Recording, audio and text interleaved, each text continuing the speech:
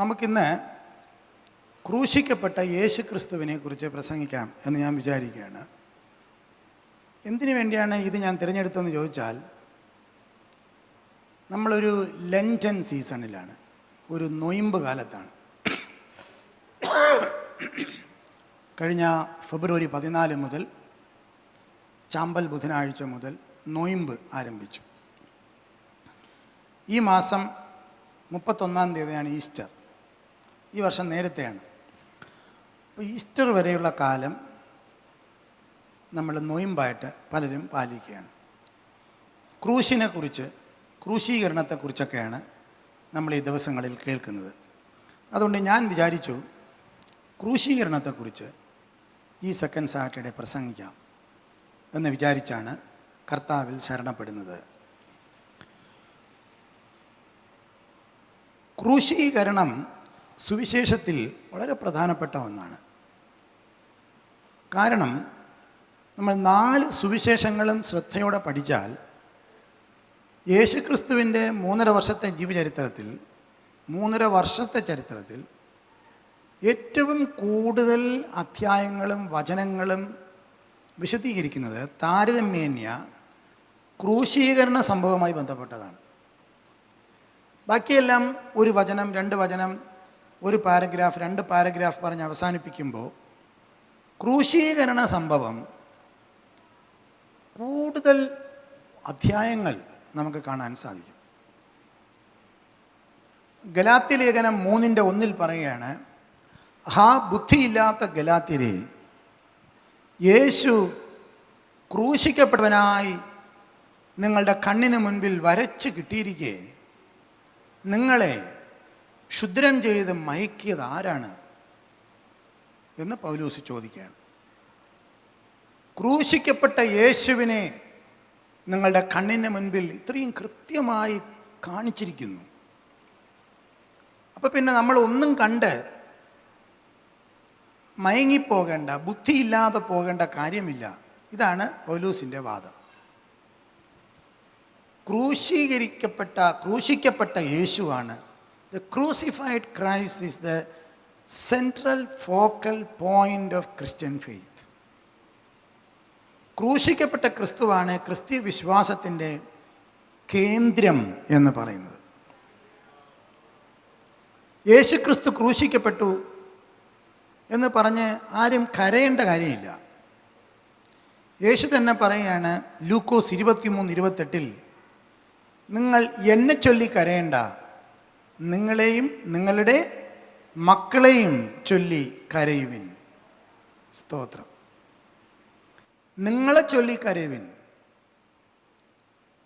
ക്രൂശിക്കപ്പെട്ട യേശു ക്രിസ്തുവിനെ കുറിച്ചല്ല കരയേണ്ടത്, നമ്മുടെ പാപത്തെ ചൊല്ലി, നമ്മുടെ അവസ്ഥകളെ ഓർത്ത് കരയുവിൻ എന്ന് പറയുകയാണ്. കാരണം യേശുക്രിസ്തുവിൻ്റെ മരണം ഒരു സാധാരണ മരണമല്ല, അതൊരു ആത്മഹത്യയല്ല, അതൊരു അപകട മരണമല്ല, അതൊരു ആസൂത്രിത കൊലപാതകമല്ല, അത് രക്തസാക്ഷിത്വവുമല്ല. യേശുക്രിസ്തുവിൻ്റെ ക്രൂശ് മരണം ഒരു സാധാരണ മരണമല്ല, ഒരു ആത്മഹത്യയല്ല, ഒരു അപകട മരണമല്ല, ഒരു ആസൂത്രിത കൊലപാതകമല്ല, രക്തസാക്ഷിത്വ മരണവുമല്ല. യേശുക്രിസ്തുവിൻ്റെ ക്രൂശ് മരണം എന്നത് ഒരു പരമയാഗമാണ്. യേശുവിൻ്റെ ക്രൂശീകരണത്തിൽ പിതാവായ ദൈവം ലോകസ്ഥാപനത്തിന് മുമ്പ് ലോകത്തിൻ്റെ പാപത്തിൻ്റെ വീണ്ടെടുപ്പിന് വേണ്ടി പിതാവായ ദൈവം പദ്ധതി തയ്യാറാക്കിയ ഒരു പരമയാഗമാണ് യേശുക്രിസ്തുവിൻ്റെ ക്രൂശ് മരണം. പരമയാഗം, great sacrifice, the ultimate sacrifice. യേശുവിൻ്റെ ക്രൂശീകരണത്തിൽ നമ്മൾ ശ്രദ്ധയോടെ പഠിച്ചാൽ 7 സ്ഥലങ്ങളിൽ നടന്ന സംഭവങ്ങളാണ് കാണുന്നത്. ഈ 7 സ്ഥലങ്ങളിൽ നടന്ന സംഭവങ്ങളാണ് ഞാൻ ഇന്ന് പറയണം എന്ന് വിചാരിക്കുന്നത്. ഒന്നാമത് കാണുന്നത് യേശു തൻ്റെ ക്രൂശീകരണത്തിൻ്റെ തലേന്ന് ശിഷ്യന്മാരുമായി കഴിക്കുന്ന പെസഹയാണ്. അത് നടക്കുന്നത് സിയോൻ മലയിലും തുടർന്ന് യേശുവിൻ്റെ ഗദശമനത്തോട്ടത്തിലെ പ്രാർത്ഥനയാണ്. അത് നടക്കുന്നത് ഒലിവ് മലയിലുമാണ്. രണ്ടാമത്തെ സംഭവം നടക്കുന്നത് ഹന്നാവിൻ്റെ അരമനയിലാണ്. മൂന്നാമത്തെ സംഭവം നടക്കുന്നത് കയ്യഭാവിൻ്റെ കൊട്ടാരത്തിലാണ്. നാലാമത്തെ സംഭവം നടക്കുന്നത് പീലാത്തോസിൻ്റെ ആസ്ഥാനത്താണ്. അഞ്ചാമത്തെ സംഭവം നടക്കുന്നത് ഹേരോദാവിൻ്റെ കൊട്ടാരത്തിലാണ്. ആറാമത്തെ സംഭവം നടക്കുന്നത് പിന്നെയും പീലാത്തോസിൻ്റെ ആസ്ഥാനത്താണ്. ഏഴാമത്തെ സംഭവം നടക്കുന്നത് ഗോൽഗോഥ മലയിലാണ്. ഇങ്ങനെ 7 സ്ഥലങ്ങളിൽ നടക്കുന്ന സംഭവങ്ങളായിട്ടാണ് യേശുക്രിസ്തുവിൻ്റെ ക്രൂശീകരണത്തിന് തലേന്നുള്ള സംഭവം മുതൽ ക്രൂശീകരണം വരെയുള്ള സംഭവത്തെ 4 സുവിശേഷങ്ങളും എഴുതിയിരിക്കുന്നത്. യേശുവിൻ്റെ ജീവിത ചരിത്രത്തിൽ ഏറ്റവും കൂടുതൽ അധ്യായങ്ങളും വചനങ്ങളും ചെലവാക്കപ്പെട്ടിരിക്കുന്നത്, അല്ലെങ്കിൽ സുവിശേഷങ്ങളിൽ കാണുന്നത്, തൻ്റെ ക്രൂശീകരണമാണ്. വെറും 2 ദിവസത്തെ സംഭവമാണ്. പക്ഷേ ഈ 2 ദിവസത്തെ സംഭവം എടുക്കുന്നത് എത്രയോ അധ്യായങ്ങളാണ്. ഇന്ന് പ്രഭാതത്തിൽ നിങ്ങളെ, അല്ലെങ്കിൽ നമുക്കൊരുമിച്ച് ഈ 2 ദിവസത്തെ സംഭവങ്ങളിലേക്ക് ഒന്ന് യാത്ര ചെയ്യാം. യേശുവിൻ്റെ ക്രൂശീകരണം. സഹോദരങ്ങളെ, ഞാനോ ക്രൂശിക്കപ്പെട്ട യേശു ക്രിസ്തുവിനെ പ്രസംഗിക്കുന്നു. ഞങ്ങളോ ക്രൂശിക്കപ്പെട്ട യേശു ക്രിസ്തുവിനെ പ്രസംഗിക്കുന്നു. We preach the Jesus Christ crucified. ഒന്നാമത് നടക്കുന്ന സംഭവം സിയോൻ മലയിലാണ്. യെരുശലേമിൽ 2 മലകളാണുള്ളത്. 2 മലകൾ യെരുശലേമിൽ. ഒന്ന് സിയോൻ മല, 2 ഒലിവ് മല. രണ്ടും അടുത്തടുത്ത മലകളാണ്. യേശുവിൻ്റെ പരശുശ്രൂഷ തീരാറായപ്പോൾ യേശു ഒരു ദിവസം ശിഷ്യന്മാരോട് പറഞ്ഞു, നമുക്ക് പെസഹ കഴിക്കേണ്ട സമയമാണ്. പെസഹ ഉത്സവമാണ്. അതുകൊണ്ട് പെസഹയ്ക്ക് വേണ്ടി നിങ്ങൾ തയ്യാറെടുക്കണം. പെസഹ കഴിക്കുന്നത് അവരവരുടെ വീടുകളിലാണ്. പക്ഷെ ആ വർഷം യേശു പറഞ്ഞു, ഈ വർഷം ഞാൻ നിങ്ങളോടൊരുമിച്ച് പെസഹ കഴിക്കാൻ ആഗ്രഹിക്കുന്നു. അങ്ങനെ സിയോൻ മലയിലുള്ള മാളിക മുറിയിൽ പെസഹ കഴിക്കാനായിട്ടുള്ള ഒരുക്കങ്ങൾ ചെയ്യുകയാണ്. നമുക്കെല്ലാവർക്കും അറിയാം, യേശു അവർക്ക് പെസഹ അപ്പം നുറുക്കിക്കൊടുത്തു. സാധാരണ പതിവിലും വിപരീതമായി യേശു അവർക്ക് വീഞ്ഞ് പകർന്നു കൊടുത്തു. എന്നിട്ട് പറഞ്ഞു, ഇത് നിങ്ങൾക്ക് വേണ്ടി നുറുക്കപ്പെടുന്ന എൻ്റെ ശരീരമാണ്. ഇത് നിങ്ങൾക്ക് വേണ്ടി ചൊരിയുന്ന പുതിയ നിയമത്തിൻ്റെ രക്തമാണ്. നിങ്ങൾ ഇനി പെസഹ ആചരിക്കുമ്പോഴൊക്കെ എന്നെ ഓർത്തുകൊണ്ട് എൻ്റെ ഓർമ്മയ്ക്കായി ചെയ്യണം. യേശു എഴുന്നേറ്റ് തൻ്റെ വസ്ത്രം ഊരിവെച്ച് ഒരു തോർത്തെടുത്ത് അരയിൽ ചുറ്റി വെറും ഒരു ദാസനെ പോലെ, ഒരു അടിമയെ പോലെ ശിഷ്യന്മാരുടെ കാലുകൾ കഴുകാൻ തുടങ്ങി. തൂവാല കൊണ്ട് തുടച്ചു. യേശു പറഞ്ഞു, സാധാരണ ഇങ്ങനെയല്ല സംഭവിക്കുന്നത്. എന്നാൽ ഗുരുവായ ഞാൻ ശിഷ്യന്മാരുടെ പാദങ്ങളെ കഴുകിയെങ്കിൽ നിങ്ങളും തമ്മിൽ തമ്മിൽ കഴുകേണ്ടതാണ്. ഞാൻ നിങ്ങളെ സ്നേഹിച്ചതുപോലെ നിങ്ങളും തമ്മിൽ തമ്മിൽ സ്നേഹിക്കണം. ഇങ്ങനെ അവരോട് സംസാരിക്കുകയാണ്. തുടർന്ന് അവർ പല ചോദ്യങ്ങളും യേശുവിനോട് ചോദിക്കുകയാണ്. ആ ചോദ്യങ്ങൾക്ക് ഉത്തരമായി യേശു അവരോട് വിശദമായി പ്രസംഗിക്കുന്നു. യോഹന്നാൻ സുവിശേഷം 13-ാം അധ്യായം, 14-ാം അധ്യായം, 15-ാം അധ്യായം, 16-ാം അധ്യായം ഇത്രയും അധ്യായങ്ങളിൽ നമുക്ക് ഈ സംഭവങ്ങൾ കാണാം. എന്തൊക്കെയാണ് അന്ന് നടന്നത്? അന്ന് രാത്രിയിൽ ലോക ചരിത്രത്തിൽ സംഭവിക്കേണ്ട അല്ലെങ്കിൽ സംഭവിച്ച 7 വലിയ കാര്യങ്ങൾ നടന്നു. സിയോൻ മലയിലും ഒലിവ് മലയിലും വെച്ച് 7 വലിയ കാര്യങ്ങൾ നടന്നു.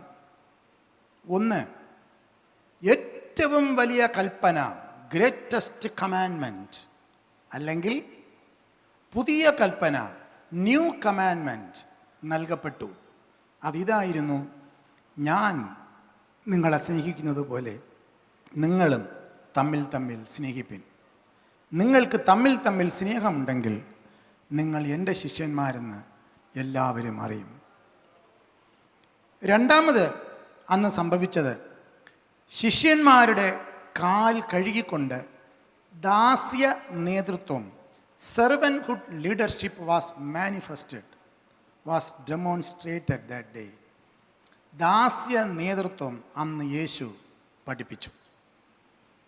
മൂന്നാമത് അന്ന് സംഭവിച്ചത്, ഇന്ന് ക്രൈസ്തവ സഭ തിരുവത്താഴം, വിശുദ്ധ കുർബാന, കർത്താവിൻ്റെ മേശ എന്നൊക്കെ വിളിക്കുന്ന യൂക്കറിസ്റ്റ് അന്ന് നടപ്പിലാക്കപ്പെട്ടു, ഉദ്ഘാടനം ചെയ്യപ്പെട്ടു.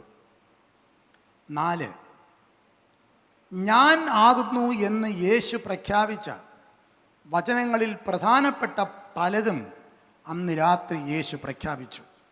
ഞാൻ ഗുരുവും കർത്താവുമാകുന്നു, ഞാൻ വഴിയും സത്യവും ജീവനുമാകുന്നു, ഞാൻ സാക്ഷാൽ മുന്തിരിവള്ളിയാകുന്നു തുടങ്ങിയ വചനങ്ങളെല്ലാം യേശു അന്ന് അവിടെ വെച്ച് പ്രഖ്യാപിച്ചു. 5, യേശുവിൻ്റെ ഒരു വലിയ പ്രഭാഷണം, സിയോൻ മലയിലെ പ്രഭാഷണം എന്നതിനെ പറയുന്നു, അത് അന്ന് രാത്രിയിൽ നടന്നു.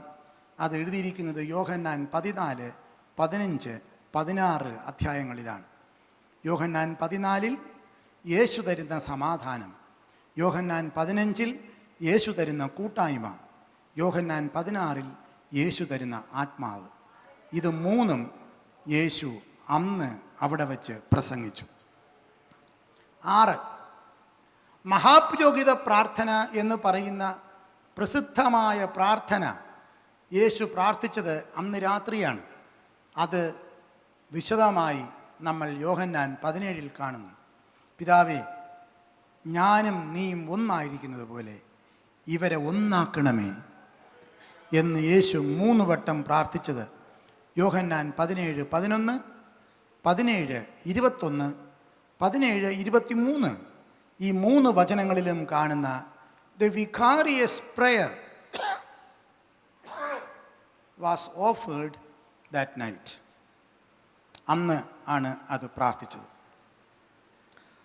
7ാമത്തെ സംഭവം, പരിശുദ്ധാത്മാവിനെക്കുറിച്ച് യേശു സരളമായി വിശദമായി വെളിപ്പെടുത്തിയത് അന്ന് രാത്രിയാണ്. യോഹന്നാൻ 14, 16, 14, 26, 16, 8 മുതലുള്ള വാക്യം, ഞാൻ പോകുന്നു, ഞാൻ പോയിട്ട് കാര്യസ്ഥനെ നിങ്ങൾക്ക് വേണ്ടി അയക്കും. അവൻ വന്ന് നിങ്ങളെ സകല സത്യത്തിലും വഴി നടത്തും. അവൻ പാപത്തെക്കുറിച്ചും നീതിയെക്കുറിച്ചും ന്യായവിധിയെക്കുറിച്ചും നിങ്ങളെ ഓർമ്മിപ്പിക്കും എന്ന് യേശു പറഞ്ഞത് അന്ന് രാത്രിയാണ്. ഇങ്ങനെ 7 കാര്യങ്ങൾ അന്ന് രാത്രിയിൽ നടന്നു. വ്യാഴാഴ്ച രാത്രിയിൽ നടന്നു. യേശുവിൻ്റെ ക്രൂശീകരണവുമായി ബന്ധപ്പെട്ട് ആദ്യം സംഭവിക്കുന്ന 7 കാര്യങ്ങളാണ്. ഈ 7 കാര്യങ്ങളും ലോക ചരിത്രത്തിൽ വരുത്തിയ മാറ്റം വളരെ വലുതാണ്. ഈ 7 കാര്യങ്ങളും ക്രൈസ്തവ സഭയെ പിടിച്ചു നിർത്തിയിരിക്കുന്നതിൻ്റെ മൂല കാരണങ്ങളാണ്. ഈ 7 സംഭവങ്ങളും ക്രൈസ്തവ കൂട്ടായ്മയുടെ ബലത്തിൻ്റെ സ്രോതസ്സാണ്. The source of the strength of the Christian church happened because of these 7 things എന്നാണ് ദൈവശാസ്ത്രജ്ഞന്മാർ പറയുന്നത്. ഇതൊക്കെ സംഭവിച്ചിട്ട് യേശു പറയുകയാണ്, വരിക, നമുക്ക് പ്രാർത്ഥിക്കാനായിട്ട് പോകാം. അങ്ങനെ അവരെയും വിളിച്ച് സിയോൻ മലയിൽ നിന്ന് യേശു പതുക്കെ കിദ്രോൻ തോട് വഴി നടന്ന് ഒലിവ് മലയിലേക്ക് പ്രവേശിച്ചു. ഒലിവ് മലയിൽ ഗദശമന എന്ന് പേരുള്ള ഏറ്റവും താഴ്വാരത്തുള്ള സ്ഥലത്ത്, സ്ഥിരമായി യേശു പ്രാർത്ഥിക്കാൻ പോകുന്ന സ്ഥലത്ത് പ്രാർത്ഥിക്കാനായിപ്പോയി. ഗദ്ശമനെ എന്ന വാക്കിൻ്റെ തന്നെ അർത്ഥം മുന്തിരി ചക്ക് അല്ലെങ്കിൽ ഒലിവ് ചക്ക് എന്നൊക്കെയാണ്. അവിടെ വച്ച് യേശു പ്രാർത്ഥിക്കാൻ തുടങ്ങി. പരീക്ഷയിൽ അകപ്പെടാതിരിക്കാൻ ഉണർന്നിരുന്ന് പ്രാർത്ഥിക്ക് എന്ന് യേശു പറഞ്ഞതും അന്ന് രാത്രിയാണ്. യേശു നിലവിളിച്ച് പ്രാർത്ഥിച്ചു. എന്നാൽ കുറെ കഴിഞ്ഞപ്പോൾ യേശു പറഞ്ഞു, പിതാവേ, കഴിയുമെങ്കിൽ ഈ പാനപാത്രം എന്നിൽ നിന്ന് മാറ്റണമേ. കുറെ കഴിഞ്ഞപ്പോൾ വേദപുസ്തകം പറയുന്നു, സ്വർഗത്തിൽ നിന്നൊരു ദൂതൻ വന്ന് യേശുവിനെ ശക്തീകരിച്ചു. യേശു പ്രാർത്ഥിച്ചു, പിതാവേ, എൻ്റെ ഇഷ്ടമല്ല, അവിടുത്തെ ഇഷ്ടം നടക്കണമേ. 3 പ്രാവശ്യം യേശു പ്രാർത്ഥിച്ചുകൊണ്ടിരിക്കുമ്പോൾ ഇതാ ഒരു വലിയ കൂട്ടം ജനം ആ രാത്രിയിൽ വലിയ തീപ്പെട്ടി പന്തങ്ങളുമായിട്ട് അവിടേക്ക് വരുന്നു. യേശു സൂക്ഷിച്ചു നോക്കിയപ്പോൾ ആ കൂട്ടത്തിൻ്റെ മുൻപിൽ വരുന്നത് യൂദയാണ്. നേരെ വന്ന് യേശുവിനെ കെട്ടിപ്പിടിച്ച് കഴുത്തിൽ ചുംബിച്ചു. യേശു യൂദയോട് ചോദിച്ചു, സ്നേഹിത, നീ വന്ന കാര്യം എന്താണ്? യേശുവിൻ്റെ മുമ്പിൽ നിൽക്കുന്ന ഈ വലിയ പുരുഷാരത്തോട് യേശു ചോദിച്ചു, നിങ്ങൾ ആരെ അന്വേഷിക്കുന്നു? അവർ പറഞ്ഞു, നസ്രയനായ യേശുവിനെ. യേശു പറഞ്ഞു, അത് ഞാൻ തന്നെ, അത് ഞാനാണ് എന്ന് യേശു പറഞ്ഞപ്പോൾ മുമ്പിൽ നിന്നവർ നിലത്ത് വീണു എന്ന് എഴുതിയിരിക്കുന്നു. നിലത്ത് വീണവർ എഴുന്നേറ്റ് വന്നു. യേശു പിന്നെയും ചോദിച്ചു, നിങ്ങൾ ആരെ തിരയുന്നു? അവർ പറഞ്ഞു, നസ്രയനായ യേശുവിനെ. യേശു പറഞ്ഞു, നസ്രയനായ യേശുവിനെയാണ് തിരയുന്നതെങ്കിൽ ഇവർ പൊയ്ക്കൊള്ളട്ടെ, ഈ പടയാളികളുടെയും ഈ ചേവകരുടെയും ആവശ്യമില്ല, ഇവർ പൊയ്ക്കൊള്ളട്ടെ. അവിടുത്തെ അവസ്ഥകൾക്ക് മാറ്റം വരുന്നതായി ശിഷ്യന്മാർക്ക് മനസ്സിലായി. മുമ്പിൽ നിൽക്കുന്ന പത്രോസിനും മനസ്സിലായി. സ്വയരക്ഷയ്ക്ക് വേണ്ടി വച്ചിരുന്ന പത്രോസ് വാൾ ഊരി ഏറ്റവും മുൻപിൽ നിൽക്കുന്ന ആ പട്ടാളക്കാരനെ വെട്ടി. അദ്ദേഹത്തിൻ്റെ ചെവിയാറ്റ് താഴെ വീണു. യേശു പെട്ടെന്ന് ആ ചെവിയെടുത്ത് തിരികെ വച്ച് അവനെ സൗഖ്യമാക്കി. ലൂക്കോസ് സുവിശേഷം 22-ാം അധ്യായം 50-51 വാക്യങ്ങളിൽ അത് എഴുതിയിരിക്കുന്നു. ലൂക്കോസ് മാത്രമാണ് ഈ സംഭവം ഒരു സൗഖ്യമായി എഴുതിയിരിക്കുന്നത്. യേശുക്രിസ്തുവിൻ്റെ ക്രൂശീകരണത്തിന് മുൻപ് അല്ലെങ്കിൽ യേശുവിൻ്റെ ജീവിതത്തിൻ്റെ അവസാനമായി നടന്ന അത്ഭുതമായിട്ടാണ് ഇതിനെ കാണുന്നത്. യേശു അതിനുശേഷം പത്രോസിനോട് പറഞ്ഞു, വാൾ ഉറയിലിടുക, വാളെടുക്കുന്നവനൊക്കെയും വാളാൽ മരിച്ചു പോകും. ഇത് മത്തായി 26:52 കാണുന്നു. വാൾ ഉറയിലിടുക, വാളെടുക്കുന്നവനൊക്കെയും വാളാൽ നശിച്ചു പോകും. ചരിത്രം പരിശോധിച്ചാൽ കഴിഞ്ഞ 2000 വർഷമായി അതാണ് കാണുന്നത്. യോഹന്നാൻ മനോഹരമായി ഇതിനെ ഇങ്ങനെ രേഖപ്പെടുത്തിയിരിക്കുന്നു. യോഹന്നാൻ സുവിശേഷം 18-ാം അധ്യായം 8 മുതൽ 13 വരെയുള്ള വാക്യങ്ങൾ. യോഹന്നാൻ 18, 8 മുതൽ 13 വരെ.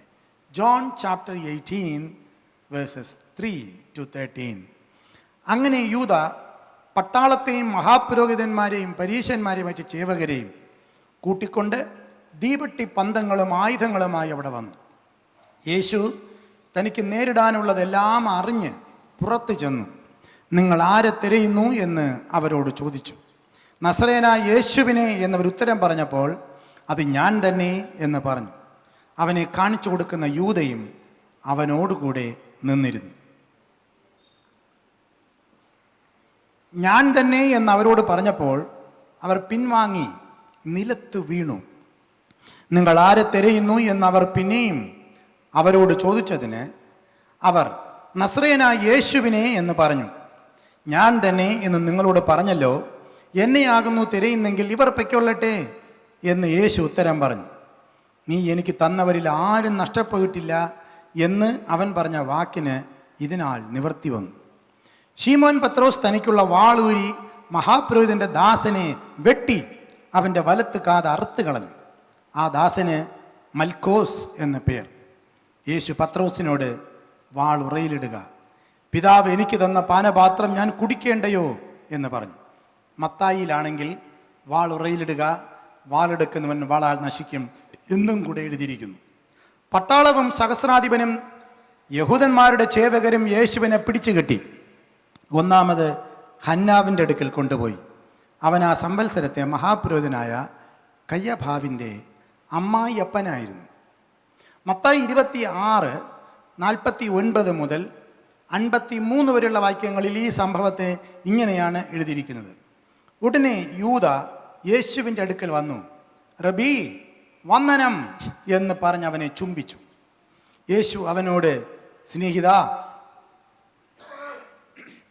നീ വന്ന കാര്യമെന്ത് എന്ന് പറഞ്ഞപ്പോൾ അവർ അടുത്ത് യേശുവിൻ്റെ മേൽ കൈവച്ച് അവനെ പിടിച്ചു. അപ്പോൾ യേശുവിനോട് കൂടെയുള്ളവരിൽ ഒരുവൻ കൈ നീട്ടി വാളൂരി മഹാപുരോഹിതൻ്റെ ദാസനെ വെട്ടി അവൻ്റെ കാതറുത്തു. യേശു അവനോട്, വാൾ ഉറയിലിടുക, വാളെടുക്കുന്നവൻ ഒക്കെയും വാളാൽ നശിച്ചു പോകും. എൻ്റെ പിതാവിനോട് ഇപ്പോൾ തന്നെ 12 ലഗ്യോനിലും അധികം ദൂതന്മാരെ എൻ്റെ അരികെ നിർത്തേണ്ടതിന് എനിക്ക് അപേക്ഷിച്ചു കൂടാ എന്ന് നിങ്ങൾക്ക് തോന്നുന്നുണ്ടോ എന്ന് ചോദിച്ചു. 12 ലഗ്യോൻ. ഒരു ലഗ്യോൻ എന്ന് പറയുന്നത് 2000 പട്ടാളക്കാരാണ്. 12 ലഗ്യോൻ 24,000 പട്ടാളക്കാരെ വേണമെങ്കിൽ എനിക്ക് ഇവിടെ നിർത്താൻ പറ്റും. ദൂതന്മാരുടെ സൈന്യത്തെ നിർത്താൻ പറ്റും. ലൂക്കോസിൽ മാത്രമാണ് യേശു മാൽക്കോസിനെ സൗഖ്യമാക്കുന്നത് കാണുന്നത്. യോഹന്നാനിൽ മാത്രമാണ് അദ്ദേഹത്തിൻ്റെ പേര് മാൽക്കോസ് എന്ന് എഴുതിയിരിക്കുന്നത്. പാരമ്പര്യം പറയുന്നത് മാൽക്കോസ് ഒരു ക്രിസ്തു ശിഷ്യനായി മാറി എന്നാണ്. ചെവിക്ക് സൗഖ്യം വന്ന മാൽക്കോസ് തൻ്റെ സൗഖ്യത്തെക്കുറിച്ച് വീട്ടിൽ പോയി ഭാര്യയോട് പറയുകയും കുടുംബമായി അവർ യേശുവിൻ്റെ സ്നേഹത്തിലേക്ക് വന്നു എന്നാണ് പറയുന്നത്. ലൂക്കോസിൻ്റെ സുവിശേഷം അനുസരിച്ച് യേശു ചെയ്ത അവസാനത്തെ അത്ഭുതം ഇതായിരുന്നു. മനുഷ്യർ ഉണ്ടാക്കുന്ന മുറിവുകളെ യേശു സൗഖ്യമാക്കുന്നു. പത്രോസ് ഉണ്ടാക്കിയ മുറിവിനെ യേശു സൗഖ്യമാക്കി. നമ്മളും പലപ്പോഴും ഇതുപോലെ അറിവില്ലാതെ ഉണ്ടാക്കിയ പല മുറിവുകളെയും കർത്താവ് സൗഖ്യമാക്കിക്കൊണ്ടിരിക്കുന്നു. യേശുവിൻ്റെ സ്നേഹത്തെ അന്ന് കാതു തുറന്ന് കേൾക്കാൻ അവിടുന്ന് നമ്മുടെ കേൾവികളെയും സൗഖ്യമാക്കുന്നു. നമ്മുടെ കേൾവികളെ, നമ്മുടെ ചെവികളെ യേശു സൗഖ്യമാക്കുന്നു. യേശു ഒരിക്കൽ പറഞ്ഞു, കേൾക്കാൻ ചെവിയുള്ളവൻ കേൾക്കട്ടെ. കേൾക്കാൻ ചെവി വേണം. ചെവി സൗഖ്യം പ്രാപിച്ചാലേ പറ്റൂ. ചെവികൾ മുറിക്കപ്പെടാൻ പാടില്ല. ചെവി അടയ്ക്കപ്പെടാൻ പാടില്ല. അതുകൊണ്ട് കർത്താവ് കേൾക്കാൻ ചെവിയുള്ളവൻ്റെ ചെവിയെ ഇന്നും തുറക്കാൻ ശക്തനാണ്. ശിഷ്യന്മാരെല്ലാവരും ഓടിപ്പോയി. കാരണം അവിടുത്തെ അവസ്ഥകൾക്ക് മാറ്റം വരുന്നതായി കണ്ടു. അപ്പോൾ കാണാം ഒരു കൊച്ചു പയ്യൻ. അവൻ പുതപ്പ് മാത്രം പുതച്ചുകൊണ്ട് വീട്ടിൽ നിന്ന് ഇറങ്ങി വന്നതാണ്. അവനെക്കുറിച്ച് മാർക്കോസ് എഴുതിയിരിക്കുന്നു. മാർക്കോസ് സുവിശേഷം 14-ാം അധ്യായം 50 മുതൽ 52 വരെയുള്ള വാക്യങ്ങളിൽ. ശിഷ്യന്മാർ എല്ലാവരും യേശുവിനെ വിട്ട് ഓടിപ്പോയി. ഒരു ബാല്യക്കാരൻ വെറും ശരീരത്തിന്മേൽ പുതപ്പ് പുതച്ചും കൊണ്ട് അവനെ അനുഗമിച്ചു. ഉടനെ അവർ അവനെ പിടിച്ചു. അവനോ പുതപ്പ് വിട്ട് നഗ്നനായി ഓടിപ്പോയി. ഇത് മറ്റാരും എഴുതിയിട്ടില്ല. മാർക്കോസ് മാത്രമാണ് ഒരു ചെറുപ്പക്കാരനെ എഴുതിയിരിക്കുന്നത്. ഇതാ തുണിയില്ലാത്തവനായിട്ട് ഒരാൾ ഓടുകയാണ്. ആരാണ് ഈ തുണിയില്ലാതെ ഓടുന്ന പയ്യൻ? എന്തിനാണ് ബൈബിളിൽ ഇവനെക്കുറിച്ച് എഴുതിയിരിക്കുന്നത്? 3 വാക്യങ്ങളിലായി, അല്ലെങ്കിൽ വ്യക്തമായി പറഞ്ഞാൽ 2 വാക്യങ്ങളിലായി ഒരു ചെറിയ പയ്യനെക്കുറിച്ച് എന്തിനാണ് എഴുതിയിരിക്കുന്നത് എന്ന് ചോദിച്ചാൽ നമുക്ക് മനസ്സിലാകും. ഇത് എഴുതിയിരിക്കുന്ന ആള് തന്നെയാണ് ഈ പയ്യൻ. മാർക്കോസാണ് ഇത് എഴുതിയിരിക്കുന്നത്, മാർക്കോസാണ് ഈ പയ്യൻ എന്നാണ് പറയുന്നത്. മാർക്കോസിൻ്റെ വീട്ടിൽ കാലക്രമേണ ഒരു കൂട്ടായ്മ ആരംഭിച്ചു. അപ്പോസ്തല പ്രവൃത്തികൾ 12:12. ഈ വീട്ടിൽ 3 പ്രധാനപ്പെട്ട കാര്യങ്ങൾ നടന്നു. ഒന്ന്, ഇവിടെയാണ്, ഇവിടുത്തെ മാളിക മുറിയിലാണ് പെസഹ കഴിച്ചത്. ഇവിടുത്തെ മാളിക മുറിയിലാണ് പെന്തക്കോസ്ത് ദിവസം പരിശുദ്ധാത്മാവ് വന്നത്. ഇവിടുത്തെ മാളിക മുറിയിലാണ് സഭ ശ്രദ്ധയോടെ പ്രാർത്ഥിച്ചപ്പോൾ പത്രോസ് വിടുവിക്കപ്പെട്ടത്. മാർക്കോസിൻ്റെ വീടായിരുന്നു അത്. മാർക്കോസിൻ്റെ അപ്പൻ്റെ പേര് യോഹന്നാനെന്നും അമ്മയുടെ പേര് മറിയായിരുന്നുവെന്നും അപ്പോസ്തല പ്രവൃത്തികൾ 12:12 വായിക്കുമ്പോൾ നമ്മൾ മനസ്സിലാക്കുന്നു. യേശുവിനെ അനുഗമിച്ചു എന്നൊരു കുറ്റം മാത്രമാണ് അയാൾക്കുണ്ടായിരുന്നത്. എന്നാൽ സംഭവിച്ചത്, അയാൾക്കുണ്ടായിരുന്ന വസ്ത്രവും കൂടെ നഷ്ടപ്പെട്ടു. യേശുവിനെ അനുഗമിച്ചതിൽ നീ നഗ്നനായെങ്കിൽ, നീ കഷ്ടം അനുഭവിച്ചെങ്കിൽ, നീ ചിലപ്പോൾ ലജ്ജിച്ച് ഓടേണ്ടി വന്നെങ്കിൽ, എല്ലാവരും നിന്നെ മാർക്കോസിനെ പോലെ ഒറ്റപ്പെടുത്തിയെങ്കിൽ, നീ അറിയണം, നിന്നെ അറിയുന്ന ഒരു കർത്താവുണ്ട്. നിന്റെ ഹൃദയത്തെ അറിയുന്ന, നിന്റെ ആഗ്രഹങ്ങളെ അറിയുന്ന, നിന്റെ കർത്താവിനോടുള്ള സ്നേഹത്തെ അറിയുന്ന ഒരു യേശുവുണ്ട്. മറ്റുള്ളവരുടെ മുൻപിൽ നീ ഒരു ചെറിയ പയ്യനായിരിക്കാം, ഒരു ബാല്യക്കാരനായിരിക്കാം, ഒരു ഇൻസിഗ്നിഫിക്കൻ്റ് വ്യക്തിയായിരിക്കാം, അവഗണിക്കപ്പെടത്തക്ക ഒരു വ്യക്തിത്വമായിരിക്കാം. മറ്റാരും അയാളെക്കുറിച്ച് എഴുതുന്നില്ല, വലിയ കാര്യങ്ങളൊന്നും ചെയ്തതായിട്ട് പറയുന്നില്ല. അടിയിലൊന്നും ധരിക്കാതെ പുതപ്പ് മാത്രം ധരിച്ചുകൊണ്ട് ഉറക്കത്തിൽ നിന്ന് എഴുന്നേറ്റ് വന്നു. ആരോ പുതപ്പിനെ കയറി പിടിച്ചു, നഗ്നനായി ഓടി, ഇത്രയേ ഉള്ളൂ. പക്ഷേ വെറും അവഗണിക്കപ്പെടേണ്ട ഒരു ചെറിയ സംഭവത്തിൽ നിന്ന് ഒരു വിശുദ്ധൻ ഉടലെടുക്കുകയായിരുന്നു. ഒരു ബൈബിൾ എഴുത്തുകാരൻ ഉടലെടുക്കുകയായിരുന്നു. മാർക്കോസ് എന്ന ഈജിപ്തിലെ അപ്പോസ്തലൻ ഉടലെടുക്കുകയായിരുന്നു. പലപ്പോഴും നീ നഗ്നനായി പോയിട്ടുണ്ടെങ്കിൽ, ലോകം നിന്നെ നഗ്നനാക്കിയിട്ടുണ്ടെങ്കിൽ, അറിയണം, അവിടെ നിന്നാണ് പലതും ആരംഭിക്കുന്നത്. It's only a beginning. അത് ആരംഭം മാത്രമാണ് സഹോദര. It's only a beginning. Yesu അവിടെ നിന്നാണ് അവൻ്റെ ജീവിതത്തെ പണിയാൻ തുടങ്ങിയത്. പലപ്പോഴും ഒറ്റപ്പെട്ട് ഓടുന്ന അനുഭവങ്ങൾ നിങ്ങളുടെ ജീവിതത്തിലുണ്ടെങ്കിൽ അറിയണം, നിങ്ങൾ ഒറ്റപ്പെട്ടു പോയത് യേശു നിങ്ങളെ ഒറ്റപ്പെടുത്തിയത് കൊണ്ടല്ല. നിങ്ങൾ ഒറ്റപ്പെട്ടത് കൊണ്ടാണ് കർത്താവ് നിങ്ങളെ എപ്പോഴും സ്വീകരിക്കാൻ തയ്യാറായത്, ഉപയോഗിക്കാൻ തയ്യാറായത്. മനോഹരമായൊരു പാട്ട് സാധു കൊച്ചിന് ഉപദേശി പാടിയ പാട്ട് നമുക്കറിയാം. ആരും സഹായം ഇല്ലെല്ലാവരും പാരിൽ, കണ്ടും കാണാതെയും പോകുന്നവർ. ആരും സഹായമില്ലെല്ലാവരും പാരിൽ, കണ്ടും കാണാതെയും പോകുന്നവർ. എന്നാൽ എനിക്കൊരു സഹായകൻ വാനിലുണ്ടെന്നറിഞ്ഞതിലുല്ലാസമേ. എന്നാൽ എനിക്കൊരു സഹായകൻ വാനിലുണ്ടെന്നറിഞ്ഞതിലുല്ലാസമേ. എൻ്റെ ദൈവം സ്വർഗസിംഹാസനം തന്നിലെന്നിൽ.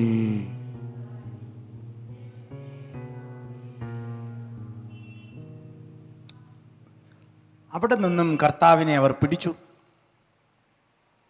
ഹന്നാവിൻ്റെ വീട്ടിലേക്ക് കൊണ്ടുപോയി എന്ന് ബൈബിൾ രേഖപ്പെടുത്തുന്നു.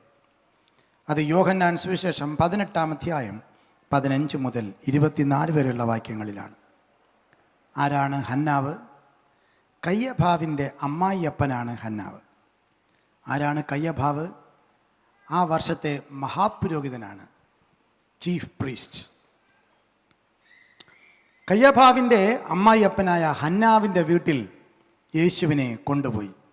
യോഹന്നാൻ 18:15 മുതൽ 24 വരെയുള്ള വചനങ്ങളിൽ ഈ സംഭവത്തെ വളരെ വിശദമായി രേഖപ്പെടുത്തുന്നു. എന്താണ് അവിടെ സംഭവിച്ചത് എന്ന് കാണാം. യേശുവിനെ കൊണ്ടുപോകുന്ന ഈ യാത്രയിൽ പത്രോസും മറ്റൊരു ശിഷ്യനും എന്ന് രേഖപ്പെടുത്തുന്നു. യോഹന്നാനാണ് അത് എഴുതിയിരിക്കുന്നത് കൊണ്ട് അത് യോഹന്നാനാണ് എന്ന് നമ്മൾ മനസ്സിലാക്കുന്നു. അങ്ങനെ പത്രോസും മറ്റൊരു ശിഷ്യനും അല്ലെങ്കിൽ യോഹന്നാനും കൂടെ അകലം വിട്ട് യേശുവിനോടൊപ്പം പോകുന്നു. ഈ യോഹന്നാനൊരു പ്രത്യേകതയുണ്ട്. അദ്ദേഹം മഹാപുരോഹിതൻ്റെ പരിചയക്കാരനാണെന്ന് എഴുതിയിരിക്കുന്നു. എങ്ങനെ അദ്ദേഹം മഹാപുരോഹിതൻ്റെ പരിചയക്കാരനായി എന്നൊന്നും വ്യക്തമല്ല. പക്ഷേ അതൊരു നല്ല സ്റ്റോറിയാണ്. അവർ രണ്ടുപേരും കൂടെ പുറത്തു വന്നപ്പോൾ യേശുവിനെ അവർ അകത്തളത്തിലേക്ക് കൊണ്ടുപോയി. വാതിൽ കാത്തുകൊണ്ട് നിൽക്കുന്നത് ഒരു വാച്ച് വുമണാണ്.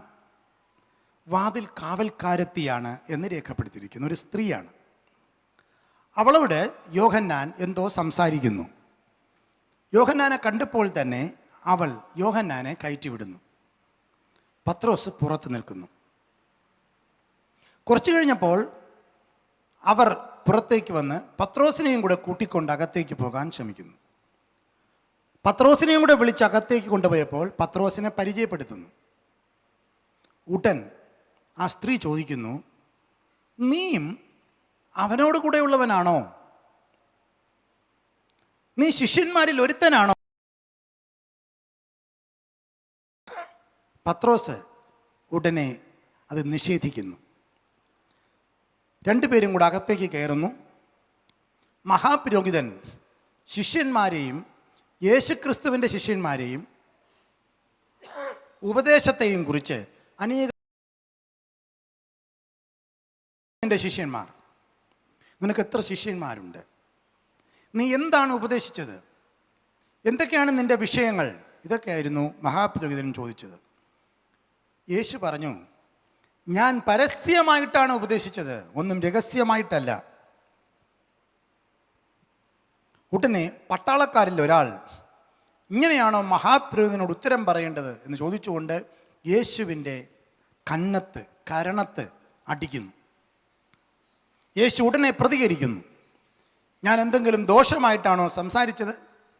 അങ്ങനെ സംസാരിച്ചിട്ടുണ്ടെങ്കിൽ തെളിവ് കൊടുക്ക്, അല്ലെങ്കിൽ എന്നെ തല്ലുന്നത് എന്തിന് എന്ന് യേശു ചോദിക്കുന്നു. അപ്പോൾ കാര്യങ്ങൾ കൈവിട്ടു പോകുന്നു എന്ന് ഹന്നാവിന് മനസ്സിലായി. കാരണം ഹന്നാവിന് യേശുവിനെ അടുപ്പിക്കാനുള്ള ആ വർഷത്തേക്ക് അധികാരമില്ല, മഹാപുരോഹിതനെ അധികാരമുള്ളൂ. അവിടെ വച്ച് ഹന്നാവ് യേശുവിനെ കെട്ടി തൻ്റെ മരുമകനായ കയ്യഭാവിൻ്റെ അടുക്കിലേക്ക് അയക്കുകയാണ്. വേദപുസ്തകം പറയുന്നു, തന്നെത്താൻ താഴ്ത്തി വായ തുറക്കാതിരുന്നിട്ടും അവൻ പീഡിപ്പിക്കപ്പെട്ടു. കൊല്ലാൻ കൊണ്ടുപോകുന്ന കുഞ്ഞാടിനെ പോലെയും രോമം കത്രിക്കുന്നവരുടെ മുൻപാകെ മിണ്ടാതിരിക്കുന്ന ആടിനെ പോലെയും അവൻ വായ തുറക്കാതിരുന്നു. അവൻ പീഡനത്താലും ശിക്ഷാവിധിയാലും എടുക്കപ്പെട്ടു എന്ന് യെശയ്യാവ് 53-ാം അധ്യായം 7-ാം വാക്യത്തിൽ യേശു ക്രിസ്തുവിനെ കുറിച്ച് രേഖപ്പെടുത്തിയിരിക്കുന്നു. അവർ യേശുവിനെ 3-ാമത്തെ സ്ഥലത്തേക്ക് കൊണ്ടുപോയി. അത് കയ്യഭാവിൻ്റെ വീട്ടിലായിരുന്നു. കയ്യഭാവിൻ്റെ വീട്ടിൽ, കയ്യഭാവിൻ്റെ അരമന എന്ന് പറയുന്നത് അന്നത്തെ മഹാപുരോഹിതൻ്റെ ഓഫീസാണ്. ഈ സംഭവത്തെ മത്തായിയും മാർക്കോസും ലൂക്കോസും യോഹന്നാനും രേഖപ്പെടുത്തിയിട്ടുണ്ട്. മത്തായി 26:57 മുതൽ 68 വരെയും, മാർക്കോസ് 14:53 മുതൽ 65 വരെയും, യോഹന്നാൻ 18:12 മുതൽ 24 വരെയും നമുക്ക് ഈ സംഭവങ്ങൾ കാണാം. നേരെ കയ്യഭാവിൻ്റെ കൊട്ടാരത്തിലേക്ക്, മഹാപുരോഹിതൻ്റെ വീട്ടിലേക്ക് യേശുവിനെ കൊണ്ടുപോവുകയും ചോദ്യം ചോദിക്കുകയും ചെയ്യുന്നു. യേശുവിനെ കൊണ്ടുപോകുന്നവർ ഒരുപാട് കള്ളത്തനങ്ങൾ പറയുന്നു, കള്ളസാക്ഷ്യം പറയുന്നു എന്ന് രേഖപ്പെടുത്തിയിരിക്കുന്നു. പലരും വന്ന് പലതും പറയുന്നു, പക്ഷെ ഒന്നും ഒത്തുവരുന്നില്ല, കള്ളസാക്ഷ്യമാണെന്ന് മനസ്സിലാകുന്നു. ഒടുവിൽ 2 പേർ മുൻപിലേക്ക് വരുന്നു. വന്നിട്ട് പറയുന്നു, ദൈവമന്ദിരം 3 ദിവസം കൊണ്ട് ഇവൻ പണിയാം എന്ന് പറഞ്ഞു എന്ന് പറയും. യേശു അങ്ങനെ പറഞ്ഞോ? പറഞ്ഞു. പക്ഷേ പള്ളി പൊളിക്കാനാണോ പറഞ്ഞത്? അല്ല. ഈ മന്ദിരം പൊളിക്കുവിൻ, ഞാൻ 3 ദിവസത്തിനകത്ത് ഇതിനെ പണിയാമെന്ന് യോഹന്നാൻ 2-ാം അധ്യായം 19 മുതൽ 22 വരെയുള്ള വാക്യങ്ങളിൽ യേശു പറഞ്ഞതായി രേഖപ്പെടുത്തിയിട്ടുണ്ട്. ശിഷ്യന്മാർ അന്ന് അവിടെ കൂടിയിരുന്നവർ പറഞ്ഞു, ഈ മന്ദിരം ഞങ്ങൾ 46 വർഷം കൊണ്ടാണ് പണിതത്, നീ 3 ദിവസം കൊണ്ട് പണിയാമെന്ന് എങ്ങനെയാണ് പറയുന്നത് എന്ന്. എന്നാൽ അവിടെ യോഹന്നാൻ എഴുതിയിരിക്കുന്നു, അവനോ തൻ്റെ ശരീരം എന്ന മന്ദിരത്തെക്കുറിച്ചാണ് പറഞ്ഞത്. എന്നാൽ അവർക്കത് അപ്പോൾ മനസ്സിലായില്ലെന്നും അവൻ മരിച്ചവരിൽ നിന്ന് ഉയർത്തെഴുന്നേറ്റ ശേഷം ശിഷ്യന്മാർ ഓർത്ത് തിരുവെഴുത്ത് യേശു പറഞ്ഞ വചനവും ഓർത്തു എന്ന് രേഖപ്പെടുത്തിയിരിക്കുന്നു. എന്താണ് യേശു പറഞ്ഞത്? തൻ്റെ ശരീരം എന്ന മന്ദിരത്തെക്കുറിച്ചാണ്. പലപ്പോഴും നമ്മളും ഇതുപോലെ പലതും മനസ്സിലാക്കേണ്ട സമയത്ത് മനസ്സിലാക്കുന്നില്ല. മഹാപുരോഹിതൻ എഴുന്നേറ്റു, നീ ഒരു ഉത്തരവും പറയുന്നില്ലയോ? ഇവർ നിന്റെ നേരെ എന്തെല്ലാം സാക്ഷ്യം പറയുന്നു എന്ന് ചോദിച്ചു. നീ ദൈവപുത്രനാണോ? പറയുക ചോദിക്കുന്നു. യേശു ഉത്തരം പറഞ്ഞില്ല. മഹാപുരോഹിതന് ദേഷ്യം വന്നു. അദ്ദേഹം പറഞ്ഞു, ജീവനുള്ള ദൈവത്തെ കൊണ്ട് ആണയിട്ട് ഞാൻ ചോദിക്കുന്നു, പറ, നീ ദൈവപുത്രനാണോ? ജീവനുള്ള ദൈവത്തെ കൊണ്ട് ആണയിട്ട് ചോദിക്കുന്നു എന്ന് പറഞ്ഞപ്പോൾ യേശുവിന് ഉത്തരം പറയാതിരിക്കാൻ പറ്റിയില്ല. യേശു മഹാപുരോഹിതനെ സൂക്ഷിച്ച് നോക്കിയിട്ട് പറഞ്ഞു, ഞാൻ ആകുന്നു.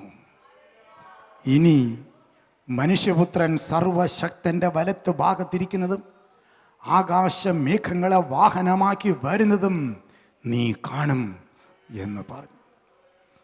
മഹാപുരോഹിതൻ തൻ്റെ സിംഹാസനത്തിൽ നിന്ന് ചാടി എഴുന്നേറ്റു, തൻ്റെ വസ്ത്രം കീറി, ഇനി സാക്ഷികളെ കൊണ്ട് നമുക്ക് എന്ത് ആവശ്യം? ഇവൻ ദൈവദൂഷണം പറഞ്ഞിരിക്കുന്നു, ദൈവപുത്രൻ എന്ന് പറഞ്ഞിരിക്കുന്നു എന്ന് പറഞ്ഞു.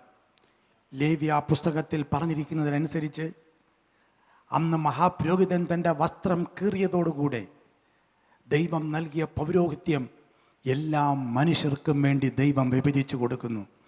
യേശു ക്രിസ്തു ദൈവപുത്രനെന്ന് വിശ്വസിക്കുന്ന ആർക്കും രാജകീയ പുരോഹിത വർഗമായി തീരാം എന്നുള്ളത് യേശു അവിടെ പ്രഖ്യാപിക്കുകയാണ്. ഇത് കേട്ടപ്പോൾ അവർ അരിശം മൂത്തു, യേശുവിൻ്റെ മുഖത്ത് തുപ്പി, മുഷ്ടി ചുരുട്ടി കുത്തി, കന്നത്തടിച്ചു. ഹേ ക്രിസ്തുവേ, നിന്നെ തല്ലിയതാരാണ്? പ്രവചിക്ക, തല്ലിയവൻ്റെ പേര് പറ എന്ന്. ക്രിസ്തു സർവജ്ഞാനിയാണെന്ന് അവർക്കറിയാം. ഈ യേശു സർവജ്ഞാനിയാണോ എന്ന് പരിശോധിക്കാൻ അവർ ചെയ്തതായിരുന്നു. ഇതെല്ലാം നടന്നുകൊണ്ടിരിക്കുമ്പോൾ പത്രോസ് പുറത്ത് നിൽക്കുകയാണ്. അമ്മായിയപ്പൻ്റെ വീട്ടിൽ നിന്ന്, അതായത് ഹന്നാവിൻ്റെ വീട്ടിൽ നിന്ന് കയ്യഭാവിൻ്റെ വീട്ടിലേക്ക് പത്രോസും വന്നു. പുറത്തിരിക്കുകയാണ്. ഇവിടെ ഒരു വേലക്കാരി വന്ന് ചോദിച്ചു, നീയും ഗലീലക്കാരനായ യേശുവിനോട് കൂടെ ആയിരുന്നവനാണോ? നീ ശിഷ്യന്മാരിൽ ഒരുത്തനാണോ? ചോദിച്ചു. പത്രോസ് ഒന്നും മിണ്ടിയില്ല. കുറെ കഴിഞ്ഞപ്പോൾ ഈ കാത്, പത്രോസ് മൽക്കോസിൻ്റെ കാത് വെട്ടിയല്ലോ, ആ മൽക്കോസിൻ്റെ ബന്ധു ഒരാളവിടെ വന്നു. അയാൾ മഹാപുരോഹിതൻ്റെ ജോലിക്കാരനായിരുന്നു. അയാൾ പത്രോസിനെ സൂക്ഷിച്ച് നോക്കിയിട്ട് പറഞ്ഞു, ഞാൻ നിന്നെ തോട്ടത്തിൽ വെച്ച് കണ്ടല്ലോ, ഞാൻ നിന്നെ അവിടെ വെച്ച് കണ്ടല്ലോ യേശുവിനോടൊപ്പം. ഉടനെ പത്രോസ്, ഞാനവനെ അറിയുന്നില്ല എന്ന് പറഞ്ഞ് പ്രാകാനും ആണയിടാനും തുടങ്ങി. അങ്ങനെ 3 വട്ടം യേശുവിനെ ആവർത്തിച്ച് അറിയുന്നില്ല, അറിയുന്നില്ല, അറിയുന്നില്ല എന്ന് പ്രാകാനും ആണയിടാനും തുടങ്ങി ചെയ്തു കഴിഞ്ഞപ്പോൾ കോഴി കൂകി. ഉടനെ പത്രോസ് ഓർത്തു, യേശു തലേ ദിവസം കുറച്ച് മണിക്കൂറുകൾക്ക് മുൻപ് യേശു പറഞ്ഞ വാർത്ത. കോഴി കൂകുന്നതിന് മുൻപ് നീ 3 വട്ടം എന്നെ തള്ളി പറയും. മത്തായി 26:75 പറയുന്നു, പത്രോസ് പുറത്തിറങ്ങി, അവിടെ നിന്ന് പുറത്തിറങ്ങി അതിദുഃഖത്തോടെ കരഞ്ഞു. He broke off. മർക്കോസ് 14:72 ലൂക്കോസ് 22:61 ഇതിനെക്കുറിച്ച് പറയുന്നു. പത്രോസ് അനുതപിച്ചു. ഈ അനുതാപമാണ് പ്രിയപ്പെട്ടവരെ നമുക്ക് ഇന്ന് പ്രഭാതത്തിൽ ഉണ്ടാകേണ്ടത്, ഈ നോയമ്പ് കാലങ്ങളിൽ ഉണ്ടാകേണ്ടത്. യൂദ കർത്താവിനെ കാണിച്ചു കൊടുത്തിട്ട് സ്വയം ന്യായീകരിച്ചു. എന്നാൽ പത്രോസ് ഏറ്റുപറഞ്ഞു, അനുതപിച്ചു, അതിദുഃഖത്തോടെ കരഞ്ഞു. 3 വട്ടം പത്രോസ് തള്ളിപ്പറഞ്ഞതുകൊണ്ട് കുറച്ച് ദിവസം കഴിഞ്ഞപ്പോൾ യേശു 3 വട്ടം പത്രോസിനോട് ചോദിച്ചു. യോഹന്നാൻ 21:15 മുതൽ, യോഹന്നാൻ്റെ മകനായ ശീമോനെ, ഇവയിലധികമായി നീ എന്നെ സ്നേഹിക്കുന്നുവോ? അന്ന് പത്രോസ് തകർന്ന് തരിപ്പണമായിട്ട് പറഞ്ഞു, കർത്താവേ, നീ സകലവും അറിയുന്നു. സകലവും അറിയുന്ന ഒരു കർത്താവിൻ്റെ മുൻപിൽ നമുക്കൊന്നും മറച്ചു വയ്ക്കാനില്ല. 139 സങ്കീർത്തനത്തിൽ പറയുന്നു, എൻ്റെ മുൻപും പിൻപും നീ അടച്ചു, ഇരുട്ട് പോലും നിനക്ക് മറവായിരിക്കുന്നില്ല. ഭൂമിയുടെ അറ്റത്ത് പോയി പാർത്താൽ അവിടെയും നീയുണ്ട്. നീ സർവജ്ഞാനിയാണ്. സർവജ്ഞാനിയായ കർത്താവിൻ്റെ മുൻപിൽ നമുക്ക് ഈ 2-ാം ശനിയാഴ്ച ഈ ആശ്രമത്തിൻ്റെ തണലിലിരുന്ന് ഒന്ന് പൊട്ടിക്കരഞ്ഞുകൊണ്ട് പറയാം, കർത്താവേ, എന്നോട് ക്ഷമിക്കണമേ. യൂദയെപ്പോലെ സ്വയം ന്യായീകരിക്കാതെ പത്രോസിനെ പോലെ അതിദുഃഖത്തോടെ മാനസാന്തരപ്പെടണം. പത്രോസ് അപ്പോസ്തലനായി തീർന്നു. അന്ന് രാത്രിയിൽ കയ്യഭാവ് യേശുവിനെ ഇത്രയും ചോദ്യങ്ങളൊക്കെ ചോദിച്ചു, മുഖത്തടിച്ചു, തുപ്പി, മുഷ്ടി ചുരുട്ടി കുത്തി കയ്യഭാവിൻ്റെ പട്ടാളക്കാർ. അത് കഴിഞ്ഞിട്ട് കൊല്ലാനുള്ള അധികാരം മഹാപുരോഹിതനില്ല. അതുകൊണ്ട് യേശുവിനെ നിയമപരമായി തന്നെ കൊല്ലാൻ, കാരണം നിയമപരമായി പല ചോദ്യങ്ങളും ചോദിച്ചിട്ടും അതിനുള്ള തെളിവുകളില്ല. അതുകൊണ്ട് ഒരു രാഷ്ട്രീയ രീതിയിൽ കൊല്ലാൻ യേശുവിനെ പീലാത്തോസിൻ്റെ അടുക്കൽ അയക്കാൻ തീരുമാനിച്ചു. പീലാത്തോസ് ആ വർഷത്തെ ഗവർണറാണ്. പക്ഷെ ഗവർണറുടെ അടുക്കൽ അയക്കണമെങ്കിൽ രാത്രിയൊന്നും ഗവർണർ ഉറക്കമെഴുന്നേറ്റിരിക്കണമെന്നില്ല. ഗവർണറുടെ അടുക്കൽ നീതി കിട്ടും എന്നവർ വിചാരിച്ചു. നീതി നടപ്പിലാക്കേണ്ടത് അവിടെയുള്ളവരാണ്. പക്ഷേ നമുക്ക് ഗവർണറുടെ അടുക്കലേക്ക് കൊണ്ടുപോകാം എന്ന് കരുതി. അപ്പം നേരം വെളുക്കുന്നത് വരെ യേശുവിനെ എന്തു ചെയ്യും? ഗവർണറുടെ ഓഫീസ് തുറക്കുന്നത് വരെ അവർ യേശുവിനെ ജയിലിലിടാൻ തീരുമാനിച്ചു. അങ്ങനെ യേശുവിനെ അവർ ഒരു കുണ്ടറയിലിട്ടു. 88-ാം സങ്കീർത്തനം, കോരകപുത്രന്മാരുടെ സങ്കീർത്തനം, ഈ കുണ്ടറയെക്കുറിച്ച് രേഖപ്പെടുത്തിയിരിക്കുന്നു. നമ്മൾ ഇസ്രായേലിൽ പോകുമ്പോൾ കയ്യഭാവിൻ്റെ കൊട്ടാരത്തോട് ചേർന്ന് തന്നെ നമുക്ക് ഈ കുണ്ടറ കാണാൻ കഴിയും. ഒരു മനുഷ്യന് അരിഷ്ടിച്ച് നിൽക്കാൻ മാത്രം സ്ഥലമുള്ള ഒരു അഗാധ ഗർത്തമാണ്, ഒരു ഭൂമിക്കടിയിലുള്ള കുഴിയാണ് ഈ കുണ്ടറ എന്ന് പറയുന്നത്. അവിടെ യേശുവിനെ ഇട്ടു. നമ്മളവിടെ പോകുമ്പോൾ 88-ാം സങ്കീർത്തനം പല ഭാഷകളിൽ അവിടെ വച്ചിട്ടുണ്ട്. നമുക്കത് വായിക്കാം, അതിനുശേഷം പ്രാർത്ഥിക്കാം. അവിടെ വരുന്നവരെല്ലാം കരഞ്ഞ് കരഞ്ഞ് പ്രാർത്ഥിക്കാറുണ്ട്. ഈ സ്ഥലത്താണല്ലോ കർത്താവ് ഒരു രാത്രി മുഴുവനും അല്ലെങ്കിൽ ചില മണിക്കൂറുകൾ എനിക്ക് വേണ്ടി നിന്നത്. ഇരിക്കാൻ പറ്റില്ല, കിടക്കാൻ പറ്റില്ല. യേശു അന്ന് മുഴുവനും കുണ്ടറയിൽ ചിലവഴിക്കപ്പെട്ടു. പ്രിയപ്പെട്ടവരെ, എല്ലാവരാലും ഉപേക്ഷിക്കപ്പെട്ട് യേശു അന്ന് രാത്രിയിൽ കുണ്ടറയിൽ നമുക്ക് വേണ്ടി ഒറ്റപ്പെട്ട് നിൽക്കേണ്ടി വന്നത് നമ്മളെ നെഞ്ചോട് ചേർത്ത് പിടിക്കാനാണ്. ഒരു നാളും ഞാൻ നിന്നെ കൈവിടുകയില്ല, ഉപേക്ഷിക്കുകയുമില്ല. ഈ ലോകമെല്ലാം കൈവിട്ടാലും ഞാൻ നിന്നെ കൈവിടുകയില്ല എന്ന് വേദപുസ്തകം പറയുന്നു. അതിനുവേണ്ടിയാണ് കർത്താവ് അന്ന് കുണ്ടറയിൽ ചെലവഴിക്കപ്പെട്ടത്. ഒരു നാളും കൈവിടില്ല, ഒരു നാളും ഉപേക്ഷിക്കില്ല, ഒരു നാളും മറക്കുകില്ല. എൻ്റെ യേശു എത്ര വിശ്വസ്തൻ, ഒരു നാളും കൈവിടില്ല, ഒരു നാളും ഉപേക്ഷിക്കില്ല, ഒരു നാളും മറക്കുകില്ല. എൻ്റെ യേശു എത്ര വിശ്വസ്തൻ, എൻ്റെ പാപഭാരം എല്ലാം തൻ്റെ ചുമലിൽ ഏറ്റുകൊണ്ട് എനിക്കായി കുരിശിൽ മരിച്ചു. എൻ്റെ യേശു എത്ര നല്ലവൻ, എനിക്കായി കുരിശിൽ മരിച്ചു. എൻ്റെ യേശു എത്ര നല്ലവൻ, എൻ്റെ ആവശ്യങ്ങൾ അറിഞ്ഞു. ആകാശത്തിൻ കിളി വാതിൽ തുറന്നു, എല്ലാം സമൃദ്ധിയായി നൽകിയിടുന്ന എൻ്റെ യേശു എത്ര നല്ലവൻ, എല്ലാം സമൃദ്ധിയായി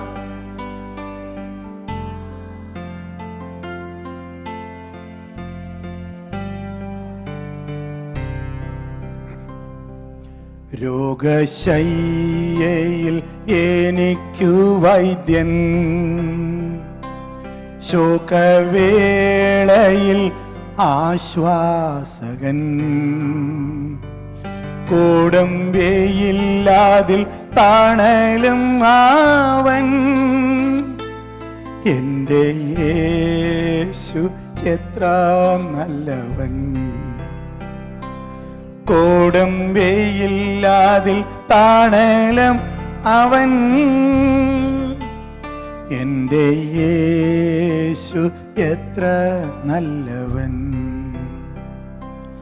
ഇന്നയോളം എന്നെ നടത്തി, ഇന്നയോളം എന്നെ പുലർത്തി. എൻ്റെ യേശു എത്ര നല്ലവൻ, അവൻ എന്നുമെന്നും മതിയായവൻ. എൻ്റെ യേശു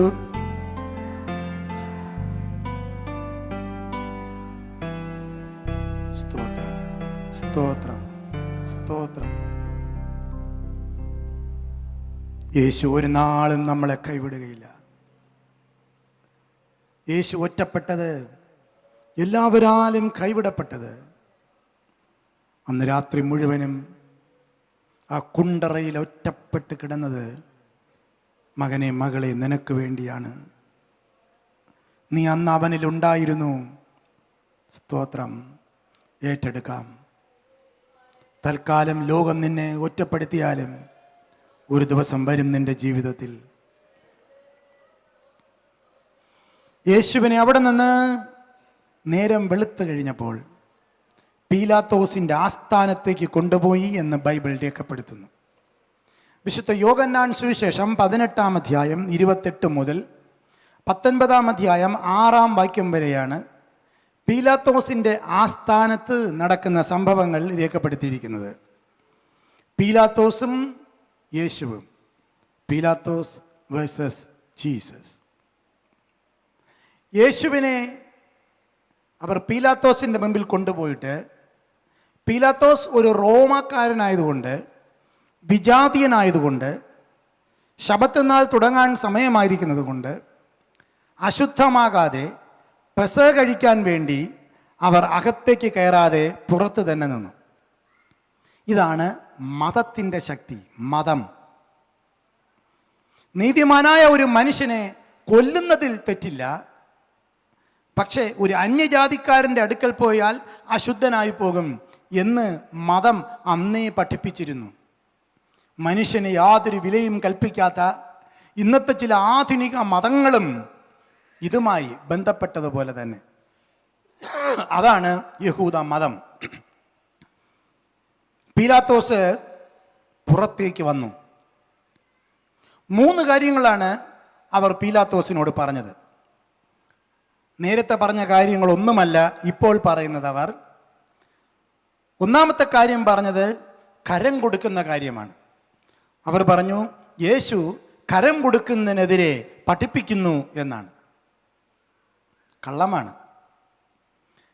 രണ്ടാമത് യേശു യഹൂദന്മാരുടെ രാജാവാണ് എന്ന് അവകാശപ്പെടുന്നു എന്ന് പറഞ്ഞു. കാരണം പീലാത്തോസ് ഗവർണറും ഹേരോദാവ് രാജാവുമാണ്.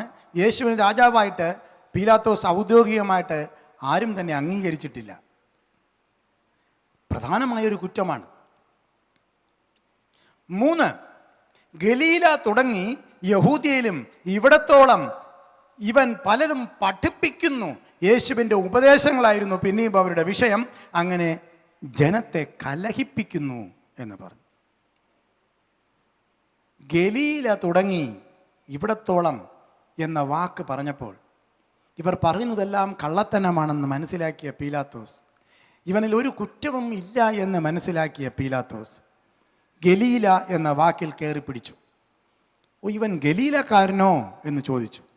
അതെ എന്നവർ പറഞ്ഞു. ഗലീലക്കാരനെങ്കിൽ ഈ സംഗതികളൊക്കെ സംസാരിക്കേണ്ടത് ഹേരോദാ രാജാവാണ്.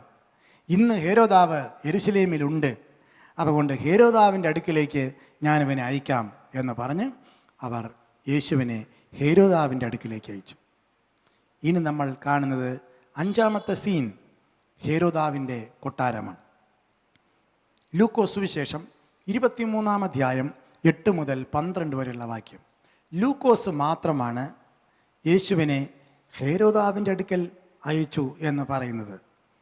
ഹേരോദാവ് യേശുവിനെ കണ്ട് അത്യന്തം സന്തോഷിച്ചു എന്നെഴുതിയിരിക്കുന്നു. എന്താണ് അത്യന്തം ഇത്ര സന്തോഷം? യേശുവിനെ കുറിച്ച് ഒരുപാട് കേട്ടിട്ടുണ്ട്. എന്നാൽ യേശു ചെയ്യുന്ന ഒരു അടയാളം കാണണം, ഇതായിരുന്നു ഹേരോദാവിൻ്റെ ഇഷ്ടം. ഒരു അടയാളം, ഒരു മാജിക്, ഒരു എൻ്റർടൈൻമെൻറ്റ്, ഒരു വിനോദം, ഒരു സന്തോഷം, അത്രയേ ഉള്ളൂ ഹേരോദാവിന്. യേശുവിനെ പലരും പല വിധത്തിലാണ് കാണുന്നത്. യേശുവിനെ കാണാൻ അത്യന്തം സന്തോഷിച്ചു എന്നെഴുതിയിരിക്കുമ്പോൾ നമ്മൾ വിചാരിക്കും എന്തോ ഒരു വലിയ ആത്മീകനാണ് ഹേരോദാവ്. അല്ല, ഹേരോദാവിന് യേശുവിനെ കാണുന്നത് ഒരു വിനോദം. അടയാളം ചെയ്യാൻ അവകാശപ്പെട്ടിട്ടും ആവശ്യപ്പെട്ടിട്ടും യേശു അടയാളം ചെയ്യുന്നില്ല. അതുകൊണ്ട് യേശുവിനെ അവൻ പരിഹസിച്ചു, നിസ്സാരനാക്കി, ശുഭ്രവസ്ത്രം ധരിപ്പിച്ചു, പീലാത്തോസിൻ്റെ അടുക്കിലേക്ക് മടക്കി അയച്ചു എന്ന് രേഖപ്പെടുത്തുന്നു. ലൂക്കോസ് 23:12 പറയുന്നു, അന്ന് പീലാത്തോസും ഹേരോദാവും തമ്മിൽ സ്നേഹിതന്മാരായി തീർന്നു. മുൻപേ അവർ വൈരമായിരുന്നു. പീലാത്തോസും ഹേരോദാവും 2 നേതാക്കന്മാർ തമ്മിൽ, വലിയ ആൾക്കാർ, ഗവർണറും രാജാവും തമ്മിൽ വൈരം. അതിൻ്റെ ഫലം അനുഭവിക്കുന്നത് പാവപ്പെട്ട പ്രജകൾ. അതുകൊണ്ട് ആ ദേശം തന്നെ വലിയ ദുരിതമായിരുന്നു എന്ന് വേണം നമുക്ക് മനസ്സിലാക്കാൻ. പല നീതിയും ന്യായവും നടക്കേണ്ട കാര്യങ്ങൾ നടക്കാതെ പോകുന്നു. പല കേസുകളും കൃത്യമായ സമയങ്ങളിൽ വിചാരണ നടക്കുന്നില്ല. കാരണം ഇവർ തമ്മിലുള്ള ശീതയുദ്ധമാണ്. എന്നാൽ അന്ന് ആ വലിയ ഒരു സാമൂഹിക പ്രശ്നത്തിന് പരിഹാരം വരികയാണ്. ലൂക്കോസ് പറയുന്നു, അന്ന് മുതൽ അവർ സ്നേഹിതന്മാരായി തീർന്നു. ഇതാണ് യേശു ചെയ്യുന്ന വലിയ അടയാളം. ഒരു വലിയ അടയാളമാണ് പീലാത്തോസ് ഹേരോദാവ് ചോദിച്ചത്. യേശു ഒരടയാളവും ഹേരോദാവ് കാണുക ചെയ്തില്ല. പക്ഷേ ഹേരോദാവിൻ്റെ കൊട്ടാരത്തിൽ നിന്ന് യേശു ഇറങ്ങിപ്പോകുമ്പോൾ നടന്ന മറ്റൊരു വലിയ അത്ഭുതമായിരുന്നു അത്. ആ അത്ഭുതം അവർ തമ്മിലുള്ള ശത്രുത, ഹേരോദാവും പീലാത്തോസും തമ്മിലുള്ള ശത്രുത തീർന്നു എന്നുള്ള അടയാളമാണ്. എഫേസ്യർ 2:14 പറയുന്നു, അവൻ നമ്മുടെ സമാധാനം, അവൻ ഇരുപക്ഷത്തെയും ഒന്നാക്കി തീർക്കുന്നു, അടുത്തും അകലെയും ഇരിക്കുന്നവരെ ഒരു പുതു മനുഷ്യനാക്കി തീർത്ത് അവരെ ക്രിസ്തുവിനോട് ദൈവത്തോട് നിരപ്പിച്ച് ഒരു മനുഷ്യനാക്കി തീർക്കുന്നു. ഡിവിഷൻ ഈ സിൻ. വിഭാഗീയത വലിയ പാപമാണ്. ഞാനിപ്പോൾ ജോലി ചെയ്യുന്ന ഉത്തരേന്ത്യ സഭയുടെ മോഡറേറ്റർ എപ്പോഴും പറയുന്നൊരു കാര്യമാണ്, വിഭാഗീയത പാപമാണ്. ഒരുപാട് കേസുകൾ, ഒരുപാട് പരാതികൾ ഓഫീസിലേക്ക് വരും. ഒരുപാട് പരാതികൾ. 28 മഹായിടവകളുണ്ട്, 22 സംസ്ഥാനങ്ങളുണ്ട്, പലതരം ഭാഷകൾ സംസാരിക്കുന്നവരാണ്, 8 യൂണിയൻ ടെറിട്ടറികളുണ്ട്, ആൻഡമാൻ നിക്കോബാറുണ്ട്. ഇതെല്ലാം ചേർന്നതാണ് CNI. എന്നും പ്രശ്നങ്ങളാണ്, വിഭാഗീയതകൾ. പക്ഷേ നമ്മുടെ ഇപ്പോഴത്തെ മോഡറേറ്റർ എപ്പോഴും എടുക്കുന്ന സ്റ്റാൻഡ് ഇതാണ്: പൈസ വെട്ടിച്ചതോ, പണപരമായ അഴിമതി നടത്തി, മറ്റു ചില അധാർമിക പ്രവർത്തനങ്ങളിൽ ഏർപ്പെട്ടു എന്നൊക്കെ പറയുന്നത് കേൾക്കുമ്പോൾ നമുക്കൊട്ടും പറ്റുന്നില്ല. നമ്മുടെ നീതിബോധം ഉണരുന്നു. ഞാൻ പറയുന്നു അതിനെതിരെ നമുക്ക് നടപടിയെടുക്കണം. ഉടനെ അദ്ദേഹം പറയുന്നു അത് ശരിയാണ്, പക്ഷെ അതിനേക്കാൾ വലുതാണ് ആ മഹായിടവകയിൽ വിഭാഗീയത ഉണ്ടായിട്ടുണ്ടോ? People are divided. ആരെങ്കിലും നിമിത്തം ജനങ്ങൾ വിഭാഗീയത ഉണ്ടായിട്ടുണ്ടെങ്കിൽ അതാണ് ഏറ്റവും വലിയ കുറ്റം. എനിക്ക് ആദ്യമൊന്നും മനസ്സിലായില്ല, പിന്നെ എനിക്ക് മനസ്സിലായി തുടങ്ങി. ഐക്യമാണ് ഏറ്റവും വലിയ ആത്മീകമായ സ്വഭാവം. വിഭാഗീയത പാപം. ആൾക്കാരുടെ ഇടയിൽ വിഭാഗീയത ഉണ്ടാക്കുക, എന്തെങ്കിലും പറഞ്ഞ് തിരിപ്പിക്കുക, അതും ഇതും പറഞ്ഞ് ആരെയെങ്കിലും പ്രസാദിപ്പിക്കാൻ വേണ്ടി ഡിവിഷൻ ഉണ്ടാക്കുക. Division is sin. ഡിസ്യൂണിറ്റി. കുടുംബത്തിലായാലും അങ്ങനെ തന്നെ. യേശുവിൻ്റെ മൗനം പോലും അത്ഭുതങ്ങളെ കൊണ്ടുവരും. നിങ്ങളുടെ പ്രാർത്ഥനകൾക്ക് അടയാളങ്ങൾ നടക്കുന്നില്ലെങ്കിൽ അതിൻ്റെ അർത്ഥം കർത്താവ് നിങ്ങളുടെ പ്രാർത്ഥനകൾ കേൾക്കാതിരിക്കുന്നു എന്നല്ല, വേറെ ചില അടയാളങ്ങളെ അവിടെ നിന്ന് ചെയ്തുകൊണ്ടേയിരിക്കുന്നു. നിങ്ങൾക്ക് മനസ്സിലാക്കാൻ കഴിയാത്ത ചില അടയാളങ്ങൾ. വിശ്വാസം നഷ്ടപ്പെടാതെ സ്തോത്രം ചെയ്തുകൊണ്ടിരിക്കൂ. അയ്യോ, ഞാൻ ഇത്രയും പ്രാർത്ഥിച്ചിട്ടും നടന്നില്ലല്ലോ എന്ന് വിശ്വാസം നഷ്ടപ്പെട്ടു പോകരുത്, നിരാശപ്പെട്ടു പോകരുത്, നിരാശയുടെ വാക്കുകൾ പറഞ്ഞു പോകരുത്, വായിൽ നിന്ന് വരരുത്. സ്തോത്രം ചെയ്തുകൊണ്ടിരിക്കുക. ഒരു അടയാളം ചെയ് എന്ന് ഹേരോദാവ് ചോദിച്ചു. യേശു അടയാളം ചെയ്തില്ല. എന്നാൽ ഇറങ്ങിപ്പോയപ്പോൾ യേശു ഒരു വലിയ അടയാളം ചെയ്യുകയായിരുന്നു. നമ്മുടെ ജീവിതത്തിൽ അവിടുന്ന് നന്മ മാത്രമേ പ്രവർത്തിക്കുകയുള്ളൂ. സഹോദരങ്ങളെ, ചോദിക്കുന്ന ചോദ്യങ്ങൾക്ക് അതുപോലെ ഉത്തരം കിട്ടിയില്ല എന്ന് വന്നേക്കാം, എന്നാൽ എല്ലാ പ്രാർത്ഥനയ്ക്കും മറുപടി വരും. ആമേൻ. അവൻ നന്മയ്ക്കായി മാത്രമേ ചെയ്യുകയുള്ളൂ. നന്മയല്ലാതെ ഒന്നും ചെയ്യാത്തവൻ. എത്രയെത്ര പാട്ടുകളാണ് നമുക്കുള്ളത്. ഹല്ലേലൂയ. നമ്മുടെ കരങ്ങൾ ഉയർത്തി ദൈവത്തിന് സ്തോത്രം ചെയ്യാം. ഹല്ലേലൂയ. വിശ്വസിക്ക്. പ്രാർത്ഥന നിർത്താതെ, നിരാശപ്പെട്ട് പോകാതെ, നിന്റെ ദൈവത്തോട് അടയാളം ചോദിച്ചെങ്കിൽ അത് നടന്നില്ലെന്ന് വിചാരിക്കാതെ, അതിലും വലിയ അടയാളം ദൈവം നിനക്ക് വേണ്ടി ചെയ്തുകൊണ്ടിരിക്കുന്നു. അതിലും വലിയ അടയാളം. ആമേൻ, ആമേൻ, ആമേൻ. പീലാത്തോസ് യേശുവിനെ അടുപ്പിച്ച് വിട്ടയക്കാം എന്നവരോട് പറഞ്ഞു. അവർ പറഞ്ഞു, പോരാ, ഇവനെ ക്രൂശിക്കണം. പീലാത്തോസ് ചോദിച്ചു, ഇവൻ ചെയ്ത കുറ്റമെന്താണ്? 3-ാം പ്രാവശ്യവും ചോദിച്ചു. ലൂക്കോസ് 23:22, ഇവൻ ചെയ്ത കുറ്റമെന്താണ്? രോഗികളെ സൗഖ്യമാക്കിയതാണോ? പാപിക്ക് ക്ഷമ കൊടുത്തതാണോ? കുഷ്ഠരോഗിയെ ശുദ്ധമാക്കിയതോ? വഴിയരികിലെ ഭിക്ഷക്കാരൻ്റെ നിലവിളി കേട്ടതോ? വിശക്കുന്നവർക്ക് അപ്പം നുറുക്കി കൊടുത്തതോ? പാപിയുടെ വീട്ടിൽ പോയി അവനോടൊപ്പം ഭക്ഷണം കഴിച്ചതോ? സ്നേഹം എന്തെന്ന് അറിഞ്ഞുകൂടാതിരുന്ന ഭൂതഗ്രസ്തൻ്റെ ബന്ധനങ്ങളെ അഴിച്ചുവിട്ടതോ? പറയൂ, ഇവൻ ചെയ്ത കുറ്റം എന്താ? ഭാരതമേ പറയൂ, കേരളമേ പറയൂ. കഴിഞ്ഞ 2000 വർഷങ്ങളായി ഈ ചോദ്യം ലോകം മുഴുവനും ചോദിക്കപ്പെടുകയാണ്. ഇവൻ്റെ നേരെ കൈ ചൂണ്ടിക്കൊണ്ട് ഒരു കുറ്റം ചൂണ്ടിക്കാണിക്കാൻ ഇവിടെ ഒരു തത്വശാസ്ത്രവും ഇതുവരെ ഉണ്ടായിട്ടില്ല.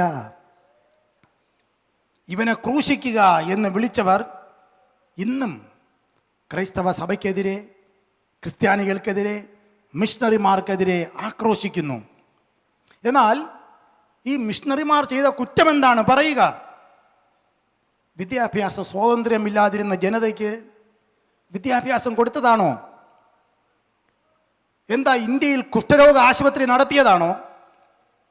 അടിമക്കച്ചടവും സതിയും ജാതി വ്യവസ്ഥതയും നരബലിയും തുടങ്ങിയ അനാചാരങ്ങൾക്കെതിരെ അഹോരാത്രം പ്രവർത്തിച്ചതാണോ ഇവർ ചെയ്ത കുറ്റം? രോഗശാന്തിക്ക് വേണ്ടി പ്രാർത്ഥിച്ചതാണോ ഇവർ ചെയ്ത കുറ്റം? മനുഷ്യനെ സ്നേഹിക്കാൻ പഠിപ്പിച്ചതോ? എന്താണ് ഇവർ ചെയ്ത തെറ്റ്? പീലാത്തോസ് ചോദിക്കുക, ഇവൻ ചെയ്ത കുറ്റം എന്താ? ഒടുവിൽ പീലാത്തോസ് യേശുവിനോട് ചോദിച്ചു, നീ യഹൂദന്മാരുടെ രാജാവാണോ? യേശു തിരികെ ചോദിച്ചു, നീ സ്വയമായി പറയുന്നതോ അതോ മറ്റുള്ളവർ എന്നെക്കുറിച്ച് നിന്നോട് പറഞ്ഞതാണോ? എൻ്റെ രാജ്യം ഐഹികമല്ല, സത്യത്തിന് സാക്ഷി നിൽക്കേണ്ടതിന് ഞാൻ ജനിച്ചിരിക്കുന്നു.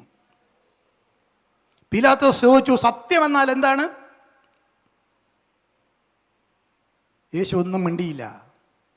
നീ ഒന്നും മിണ്ടുന്നില്ലയോ? നിന്നെ ക്രൂശിക്കാൻ എനിക്ക് അധികാരമുണ്ട്.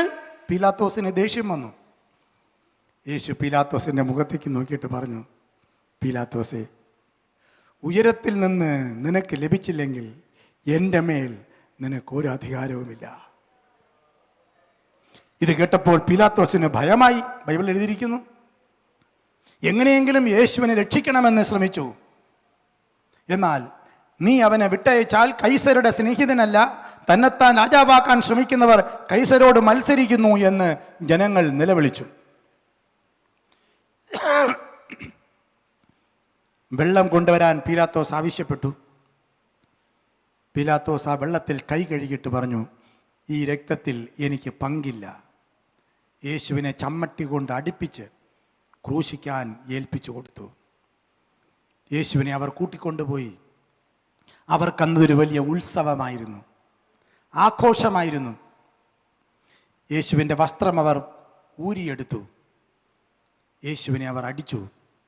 സങ്കീർത്തനം 129:3 പറയുന്നു, ഉഴവുകാർ എൻ്റെ മുതുകിന്മേൽ ഉഴുതു, ഉഴവ് ചാലുകളെ അവർ നീളത്തിൽ കീറി.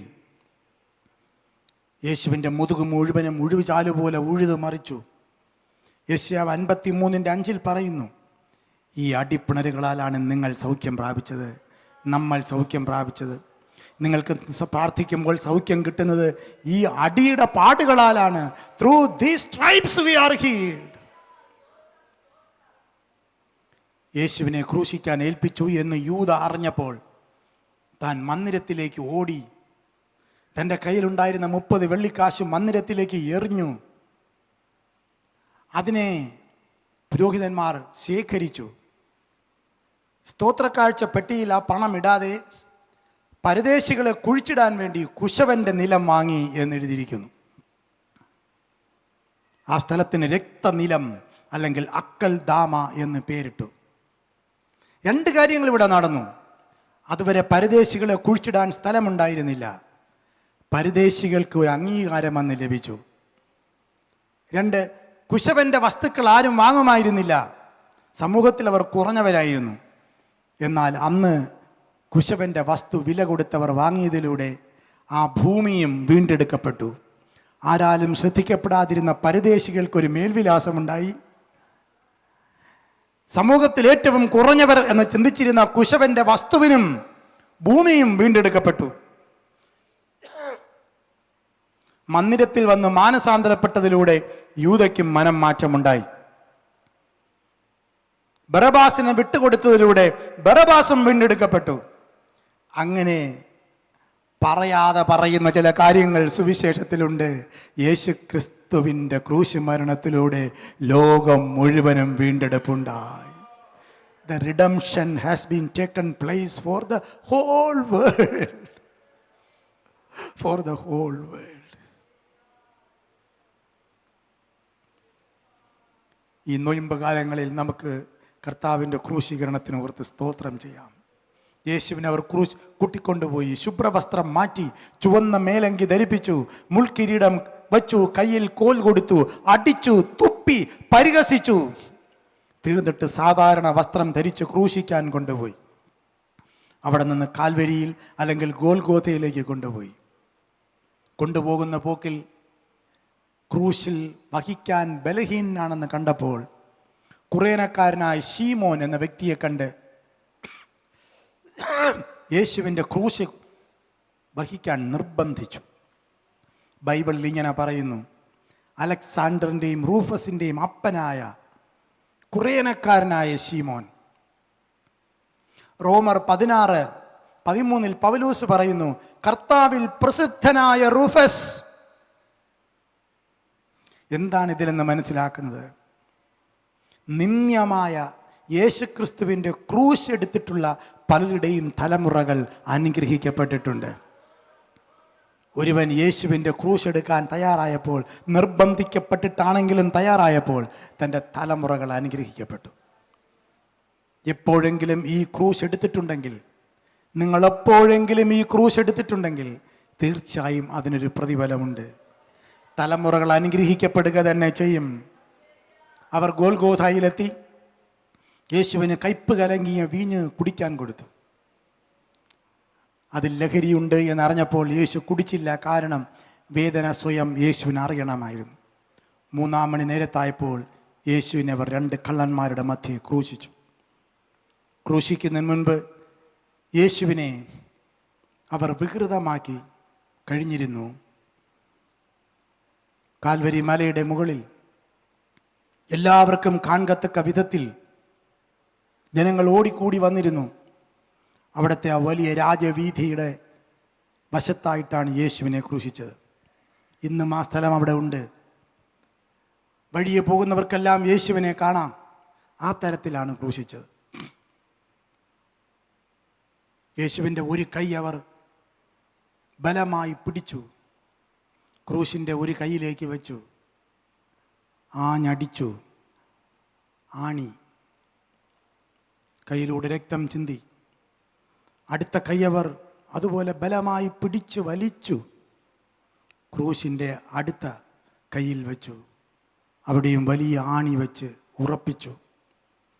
അതിനുശേഷം പടയാളികൾ അവർക്ക് ആവുന്നിടത്തോളം ബലത്തോടെ 2 കാലുകളും ചേർത്ത് വലിച്ചു.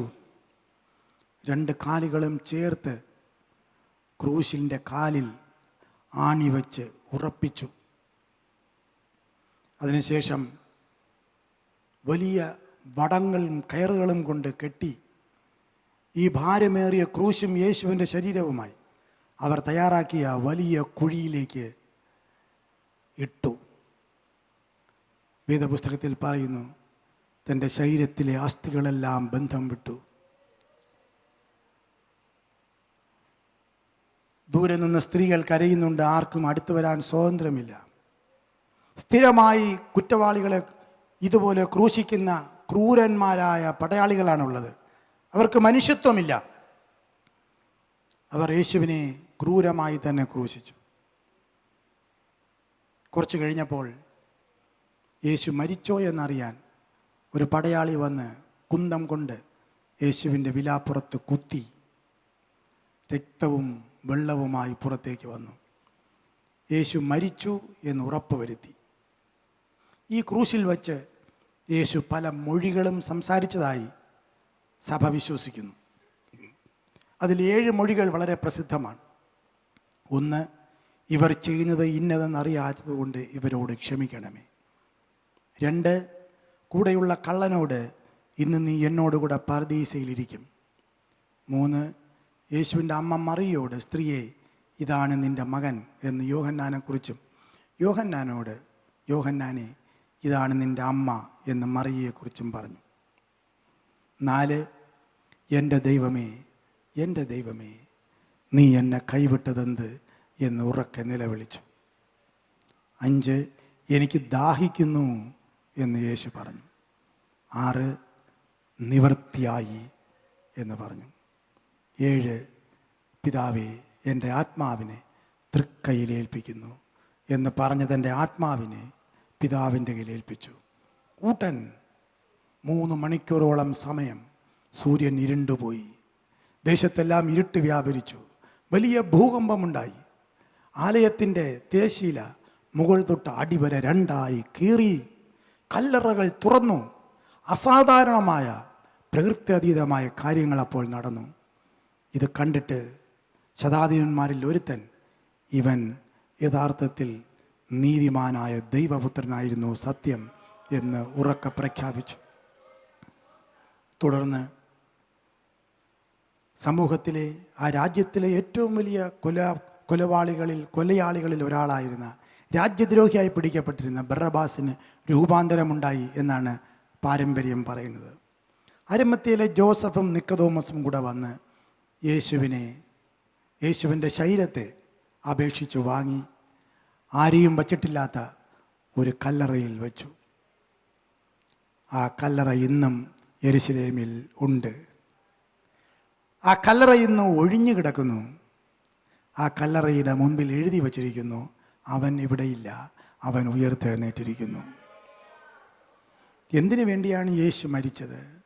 1 പത്രോസ് 2:24 പറയുന്നു, നാം പാപം സംബന്ധിച്ച് മരിച്ച് നീതിക്ക് ജീവിക്കേണ്ടതിന് യേശു ക്രിസ്തു തൻ്റെ ശരീരത്തിൽ നമ്മുടെ പാപങ്ങളെ ചുമന്നുകൊണ്ട് ക്രൂശിന്മേൽ കയറി.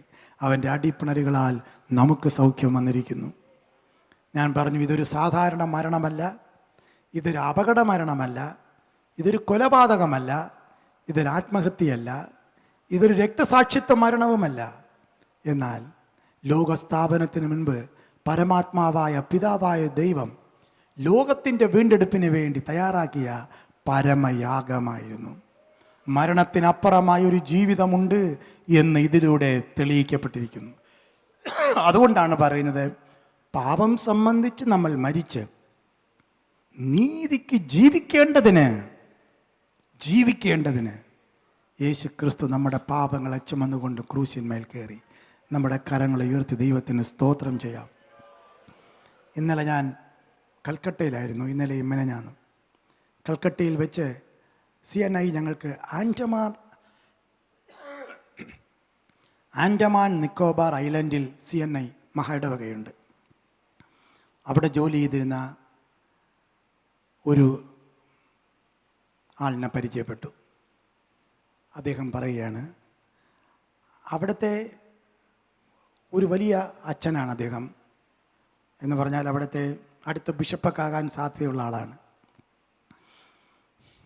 അവിടെ സുനാമി വന്ന കാലത്ത്, സുനാമി വന്നു, ആൻഡമാനിൽ ഒരുപാട് പേര് കൊല്ലപ്പെട്ടു. അദ്ദേഹം പറയുക, പെട്ടെന്നാണ് സുനാമി വന്നത്. 9 മാസം പ്രായമുള്ള കുട്ടി തൻ്റെ കയ്യിലിരിക്കുക. 11 വയസ്സായ ഒരു കുട്ടി, 11 വയസ്സ്, 7 വയസ്സായ മറ്റൊരു കുട്ടി, 3 മക്കൾ, ഭാര്യ. സുനാമി വന്നു. കൊച്ചിനെ ഇങ്ങനെ കയ്യിൽ ചേർത്ത് വെച്ചത് എനിക്കറിയാം. കുറച്ച് കഴിഞ്ഞ് എനിക്കൊന്നും ഓർമ്മയില്ല. എങ്ങനെ എൻ്റെ കയ്യിൽ നിന്ന് പോയി എന്ന് എനിക്കറിഞ്ഞുകൂടാ. കയ്യിൽ നിന്ന് പോയി. എനിക്ക് പിന്നെ ഓർമ്മ വരുമ്പോൾ ഞാൻ നോക്കിയപ്പോൾ ഞാൻ മാത്രമേ ഉള്ളൂ. അദ്ദേഹം പറയുക, ഞാൻ അന്വേഷിച്ച് നടന്നു. എൻ്റെ കുട്ടികളെ ഞാൻ അതിനുശേഷം ഇതുവരെ കണ്ടിട്ടില്ല. എൻ്റെ ഭാര്യയെ കണ്ടു, പൂർണ്ണ നഗ്നയായി, ഒരു വസ്ത്രം പോലും ഇല്ലാതെ. ചെറിയൊരു ജീവൻ തുടിപ്പോടുകൂടെയാണ് അവരെ ഹോസ്പിറ്റലിൽ കൊണ്ടുപോയത്. ഹോസ്പിറ്റലിൽ കൊണ്ടുപോയപ്പോൾ മരിച്ചുപോയ ഒരു ശരീരത്തിൽ നിന്ന് ഒരു സാരി എടുത്ത് ഇതിൽ മൂടി കെട്ടി ഹോസ്പിറ്റലിൽ കൊണ്ടുപോയി. ഭാര്യ രക്ഷപ്പെട്ടു, ഞാനും രക്ഷപ്പെട്ടു. ഇത്രയും പറഞ്ഞിട്ട് അദ്ദേഹം പറയുകയാണ്, ഇനിയാണ് ശ്രദ്ധിക്കേണ്ടത്, എൻ്റെ മനസ്സിത് കേട്ട് തകർന്നു പോയി. It was completely broken. നമുക്ക് നമ്മുടെ മക്കൾക്ക് എന്തെങ്കിലും സംഭവിച്ചെന്ന് പറഞ്ഞാൽ നമുക്ക് എന്തുമാത്രം വേദന എങ്ങനെ ഉൾക്കൊള്ളാൻ പറ്റും? അപ്പം എനിക്ക് അടുത്ത് അറിയണമെന്നുണ്ട്, ഇദ്ദേഹം എങ്ങനെ ഇതിനെ ഫേസ് ചെയ്തു? അദ്ദേഹം പറയുകയാണ്, സാറേ, എൻ്റെ 3 മക്കൾ. ഇത്രയും നേരം പറഞ്ഞിട്ട് അദ്ദേഹം പെട്ടെന്ന് വിഷമമൊക്കെ മാറി. എന്നിട്ട് പറയും, എൻ്റെ 3 മക്കളെ കണ്ടുപിടിച്ചു. എനിക്ക് വലിയ സന്തോഷം. കണ്ടോ? എങ്ങനെ കണ്ടു? ഇവിടെ കണ്ടു? ഞാൻ ചോദിച്ചു. അപ്പൻ്റെ വീട്ടിൽ ബാബാ കാക്കാർ में बाबा का घर ओके तरह ബാബാ കാ ഘർ.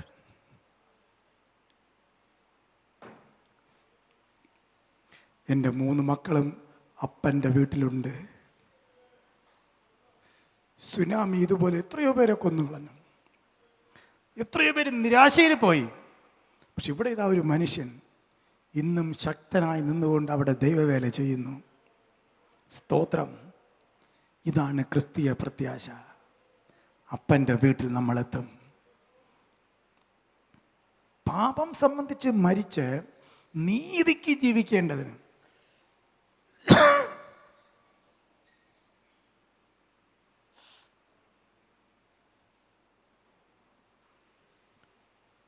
ദൈവത്തിൻ്റെ വേല ശക്തമായി ചെയ്യുന്ന ഒരു അച്ഛനെ എനിക്കറിയാം.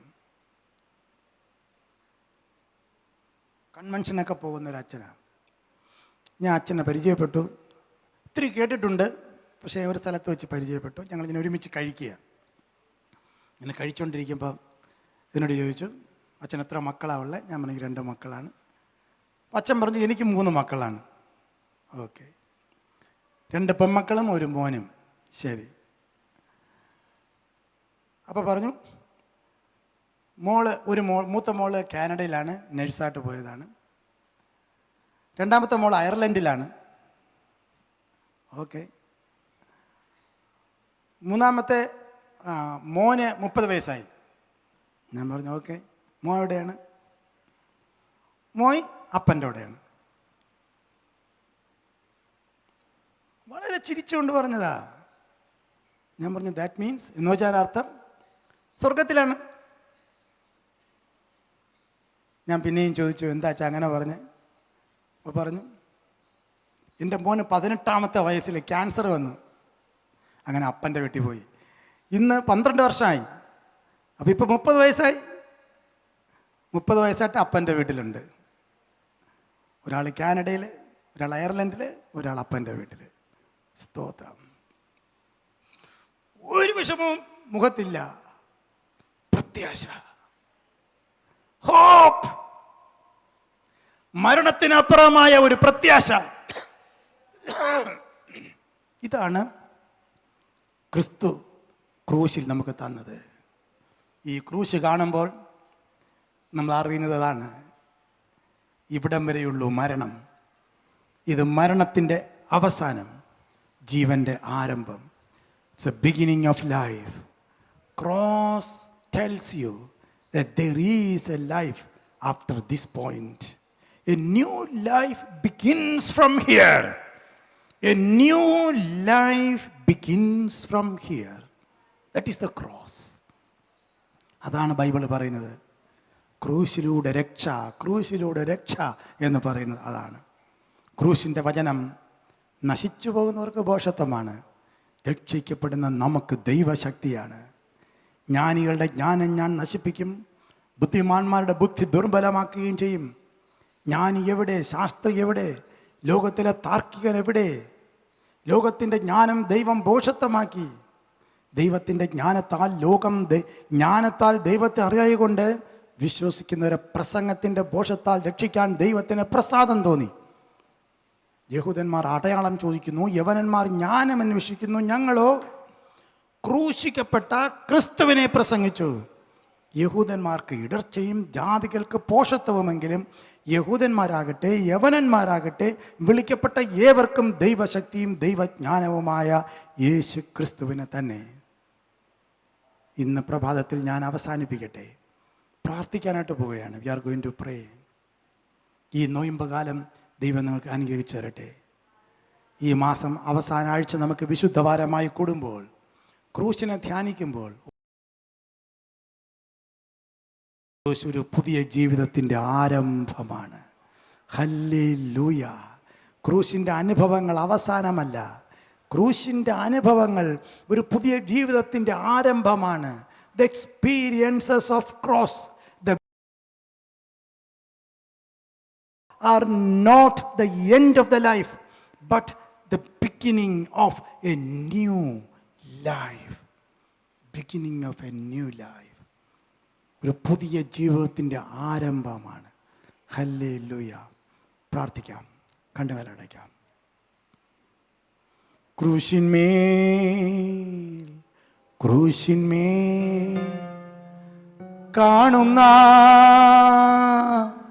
ധാരിത പ്രാണനാഥൻ പ്രാണനാഥൻ എൻ പേർക്കായി ചാകും. പ്രാണനാഥൻ പ്രാണനാഥൻ എൻ പേർക്കായി ചാകും.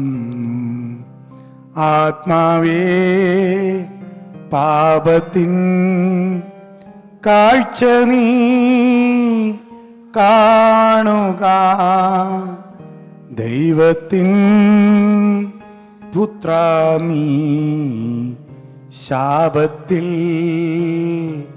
ആയല്ലോ. ദൈവത്തിൻ പുത്ര നീ ശാപത്തിൽ. നമ്മുടെ ജീവിതത്തിലുള്ള എല്ലാ പാപങ്ങളെയും കുറ്റങ്ങളെയും കുറവുകളെയും ഏറ്റുപറഞ്ഞുകൊണ്ട് ഒരു നിമിഷം പ്രാർത്ഥിക്കാം. പറയാം, കർത്താവേ, എൻ്റെ പാപങ്ങളെല്ലാം എന്നോട് ക്ഷമിക്കണമേ, എൻ്റെ കുറവുകൾ എന്നോട് ക്ഷമിക്കണമേ, രക്തത്താൽ കഴുകണമേ. ആരും മിണ്ടാതിരിക്കരുത്, വാടച്ചിരിക്കരുത്, വാ തുറന്ന് പ്രാർത്ഥിക്ക്, ശക്തമായി പ്രാർത്ഥിക്കും. കുറവുകളെ ഏറ്റുപറഞ്ഞ് പ്രാർത്ഥിക്കും. കണ്ണുനീരൊഴുകട്ടെ, കാൽവരിയിൽ ഒഴുകിയ രക്തത്താൽ കഴുകപ്പെടട്ടെ, കഴുകപ്പെടട്ടെ, കഴുകപ്പെടട്ടെ, ജീവിതം കഴുകപ്പെടട്ടെ. പ്രാർത്ഥിക്കുക, ശക്തമായി പ്രാർത്ഥിക്കുക. എല്ലാ കുറവുകളും ഏറ്റുപറഞ്ഞ് പ്രാർത്ഥിക്കുക. ഈ വിശുദ്ധ വാരം, ഈ വിശുദ്ധ ദിവസങ്ങൾ വിശുദ്ധമായി തീരട്ടെ. എല്ലാ പകയും പിണക്കവും അകൽച്ചകളും ഇരുട്ടും അന്ധകാരവും എല്ലാ തിന്മകളും മാറട്ടെ. യേശു ക്രിസ്തുവിൻ രക്തത്താൽ കഴുകപ്പെടട്ടെ. Washing by the powerful blood of Jesus, by the powerful blood of Jesus. Come on everyone, എല്ലാവരും പ്രാർത്ഥിച്ചാട്ടെ, എല്ലാവരും പ്രാർത്ഥിച്ചാട്ടെ. സ്തോത്രം, സ്തോത്രം, സ്തോത്രം, സ്തോത്രം. ഇത്രമാം സ്നേഹത്തെ എത്ര നാൾ തള്ളി ഞാൻ, ഈ മഹാപാപത്തെ ദൈവമേ ഓർക്കല്ലേ. ഈ മഹാപാപത്തെ ദൈവമേ ഓർക്കല്ലേ.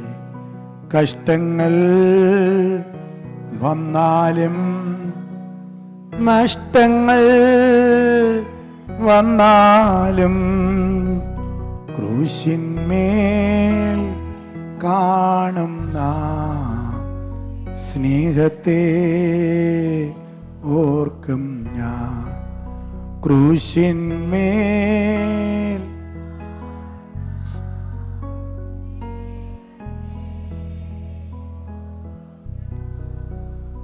നമുക്കെല്ലാവർക്കും എഴുന്നേറ്റ് നിന്ന് ദൈവസന്നിധിയിൽ പ്രാർത്ഥിക്കാൻ പോവുകയാണ്. അവരവരുടെ വിഷയങ്ങളെല്ലാം ഓർത്ത് പ്രാർത്ഥിക്കാൻ പോവുകയാണ്. നിങ്ങൾ നിങ്ങളുടെ വിഷയങ്ങളെ ഓർത്ത് പ്രാർത്ഥിക്കുക. അവരവരുടെ വിഷയങ്ങളെ ഓർത്ത് പ്രാർത്ഥിക്കുക.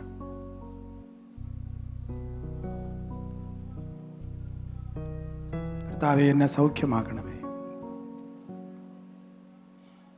ഞാൻ നിങ്ങൾക്ക് വേണ്ടി മധ്യസ്ഥ ചെയ്ത് കർത്താവിനോട് പ്രാർത്ഥിക്കുക. ഇനിയുള്ള സമയം പ്രാർത്ഥനയുടെ സമയമാണ്. പ്രാർത്ഥനാ വിഷയങ്ങളോടെ വന്നവർ അച്ഛൻ കൈവച്ച് പ്രാർത്ഥിച്ചാലേ സുഖം കിട്ടൂ എന്ന് വിചാരിക്കരുത്. നിങ്ങൾ പ്രാർത്ഥിച്ചോളണം. ഞാനിപ്പോൾ നിങ്ങൾക്ക് വേണ്ടി പ്രാർത്ഥിക്കുകയാണ്. ചുമ്മാ തമാശയായിട്ട് പറയുന്നതല്ല, ആത്മാർത്ഥമായി പറയുകയാണ്. വേറെ ഒന്നും ആലോചിച്ചുകൊണ്ടിരിക്കാതെ ഇനിയുള്ള 7-8 മിനിറ്റ് സമയം ആത്മാർത്ഥമായി ദൈവത്തോട് പ്രാർത്ഥിക്കുക. ദൈവം നിങ്ങളുടെ പ്രാർത്ഥന കേട്ട് മറുപടി തരട്ടെ. സ്നേഹവാനായ കർത്താവേ, ഇപ്പോൾ ഇന്നത്തെ ആരാധനയിൽ പങ്കെടുക്കാൻ വന്നിരിക്കുന്ന എല്ലാവരെയും ഓർത്ത് പ്രാർത്ഥിക്കുന്നു. വിവിധങ്ങളായ രോഗങ്ങളോടെ പ്രാർത്ഥിക്കുന്നവർക്ക് വേണ്ടി ഞാൻ പ്രാർത്ഥിക്കുകയാണ്. അങ്ങ് അവരെ സൗഖ്യമാക്കണമേ. ഞങ്ങൾ കേട്ടല്ലോ അവിടുത്തെ അടിപ്പിണരുകളാൽ ഞങ്ങൾക്ക് സൗഖ്യം വന്നിരിക്കുന്നുവെന്ന്. ആ അടിപ്പിണരുകളാലുള്ള സൗഖ്യം അങ്ങയുടെ മക്കൾക്ക് ഇന്ന് പ്രഭാതത്തിൽ നൽകണമേ. യേശുവിൻ്റെ നാമത്തിൽ, യേശുവിൻ്റെ നാമത്തിൽ അപ്പാ, ഞങ്ങൾ ഒരുമിച്ച് ഒരു മനസ്സോടെ പ്രാർത്ഥിക്കുകയാണ്.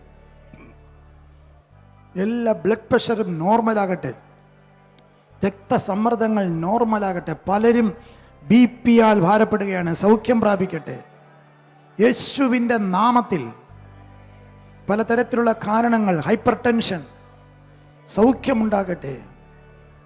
മൈഗ്രെയിൻ, തലവേദന വന്ന് ഭാരപ്പെടുകയാണ്, സൗഖ്യമുണ്ടാകട്ടെ യേശു ക്രിസ്തുവിൻ്റെ നാമത്തിൽ. അങ്ങനെയുള്ള രോഗികൾക്ക് വേണ്ടി ഞാൻ പ്രാർത്ഥിക്കുന്നു.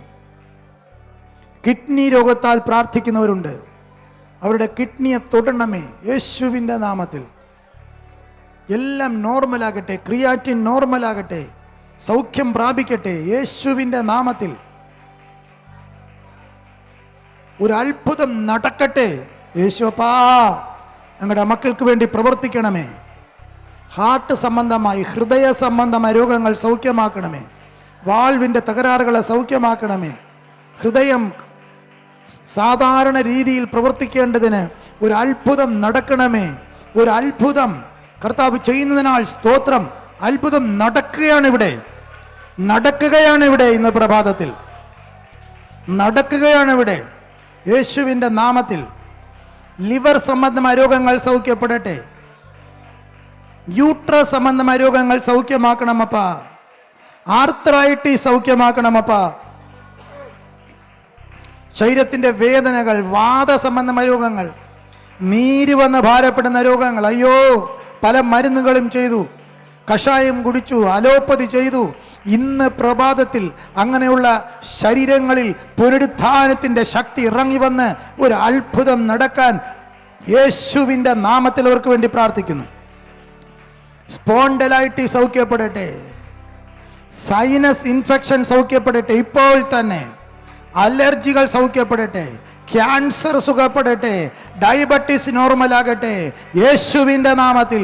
ഇപ്പോൾ ഇപ്പോൾ ഇവിടെ പ്രാർത്ഥിച്ചുകൊണ്ടിരിക്കുന്ന ഓരോരുത്തരിലേക്കും രോഗശാന്തിയുടെ ശക്തി അയക്കുന്നതിനാൽ സ്തോത്രം ചെയ്യുന്നു അപ്പാ. അപ്പാ, ഈ ഹോളിൻ്റെ ഏറ്റവും പുറകു മുതൽ മുൻവശം വരെയും ദൈവശക്തി ഇറങ്ങി സൗഖ്യം നടക്കണമപ്പ. അവരുടെ ശരീരങ്ങളിൽ അവർ അനുഭവിക്കണമപ്പ.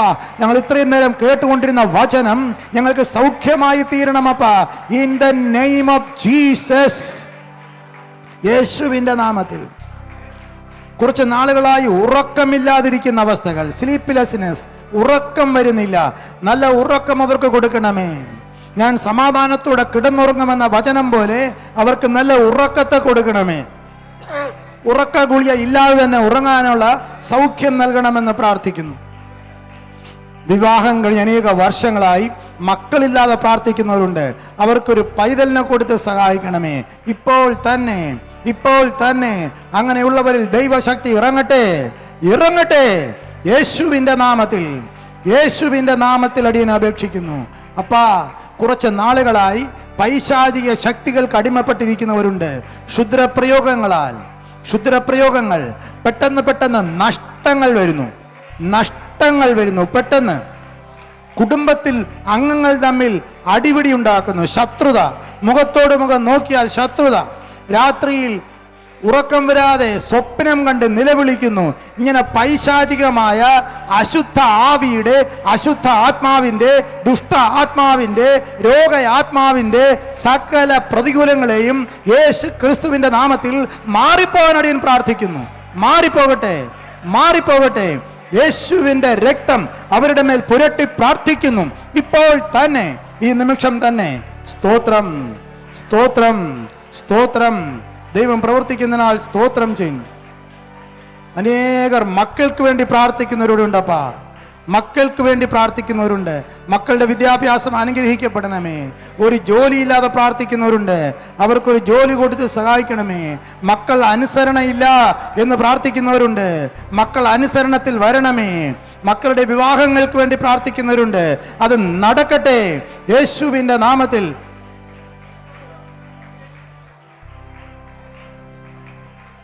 അവരുടെ മക്കൾക്ക് യോജിച്ച ജീവിത പങ്കാളിയെ നൽകി വിവാഹങ്ങൾ നടക്കേണ്ടതിന് യേശുവിൻ നാമത്തിൽ അവർക്ക് വേണ്ടി പ്രാർത്ഥിക്കുന്നു കർത്താവേ.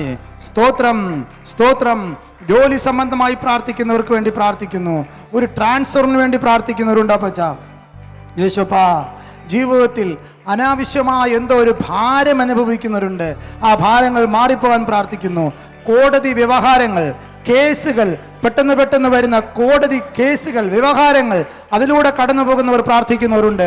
യേശുവിൻ നാമത്തിൽ ഈ വരുന്ന ആഴ്ചകളിൽ അത്ഭുതം നടക്കട്ടെ കർത്താവേ. ചില മാറ്റങ്ങൾ അവരുടെ ജീവിതങ്ങളിൽ സംഭവിക്കണമെന്ന് പ്രാർത്ഥിക്കുന്നു. ഒരു വീടില്ലാതെ പ്രാർത്ഥിക്കുന്നവരുണ്ട്.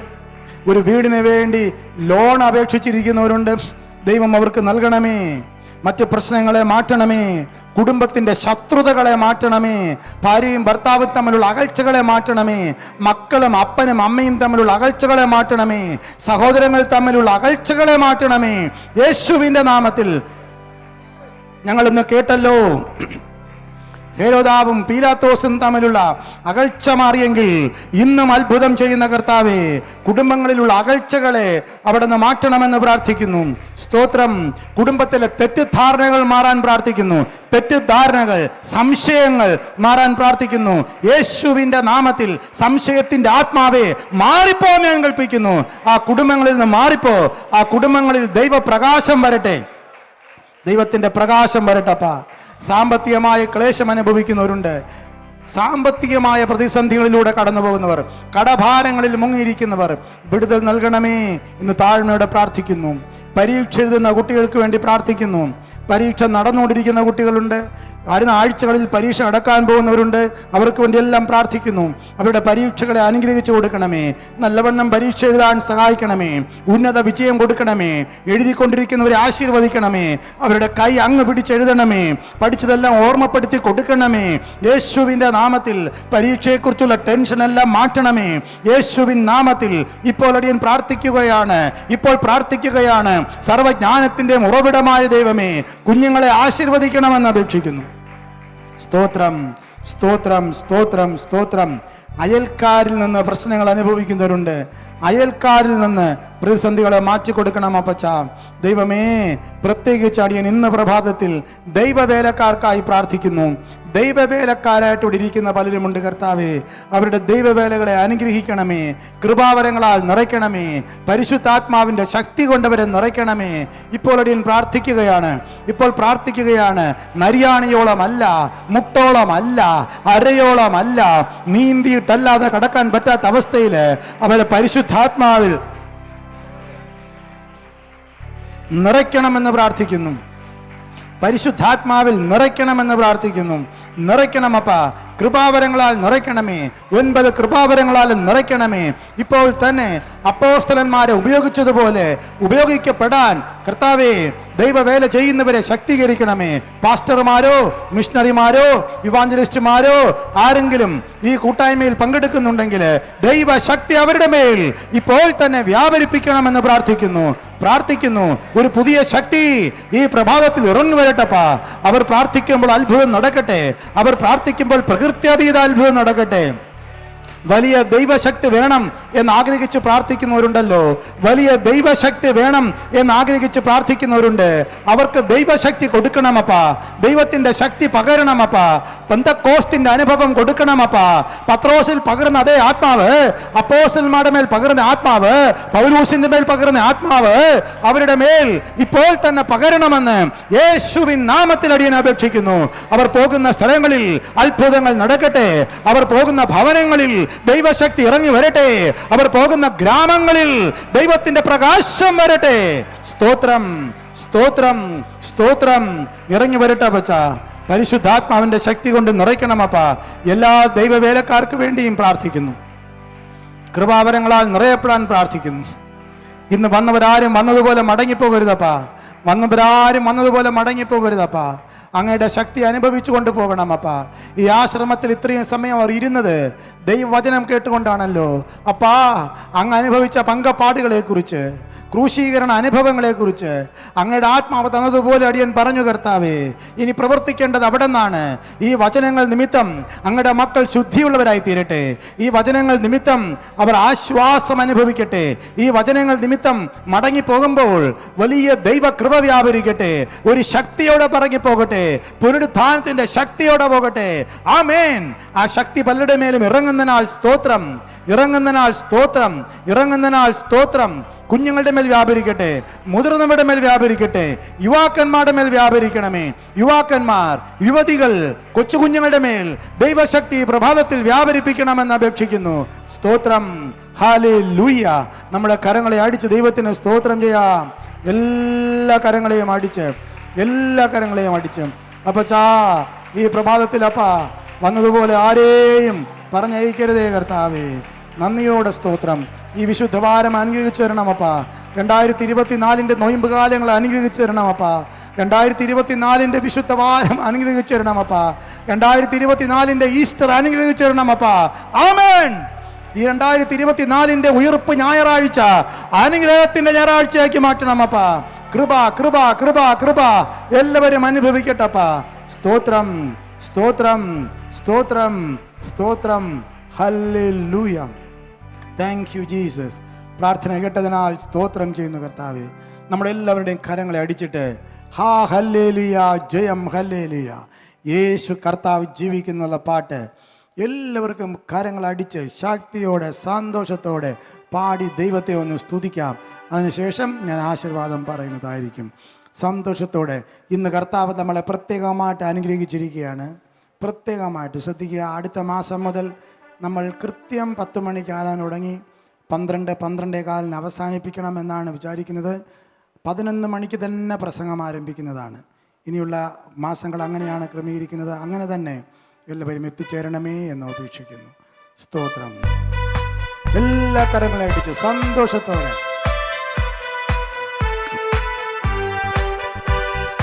ഹല്ലേലൂയ, ജയം ഹല്ലേലൂയ, യേശു കർത്താവ് ജീവിക്കുന്നു. ഹല്ലേലൂയ.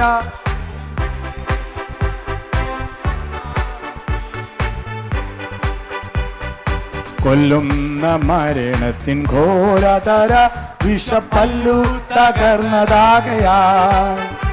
ഇനി തെല്ലും ഭയമെന്നെ മൃത്യുവിനെ നമ്മൾ വെല്ലുവിളിക്കുകയാ. ഹല്ലേലൂയ, ജയം ഹല്ലേലൂയ, യേശു കർത്താവ് ജീവിക്കുന്നു. ഹല്ലേലൂയ, ജയം ഹല്ലേലൂയ, യേശു കർത്താവ് ജീവിക്കുന്നു. എന്നേശു ജീവിക്കുന്നായതിനാൽ ഞാനും എന്നേക്കും ജീവിക്കയാ. എന്നേശു ജീവിക്കുന്നായതിനാൽ ഞാനും എന്നേക്കും ജീവിക്കയാ. ഇനി തന്നെ പിരിഞ്ഞൊരു ജീവിതം എനിക്കെല്ലാം എന്നേശുവത്രേ.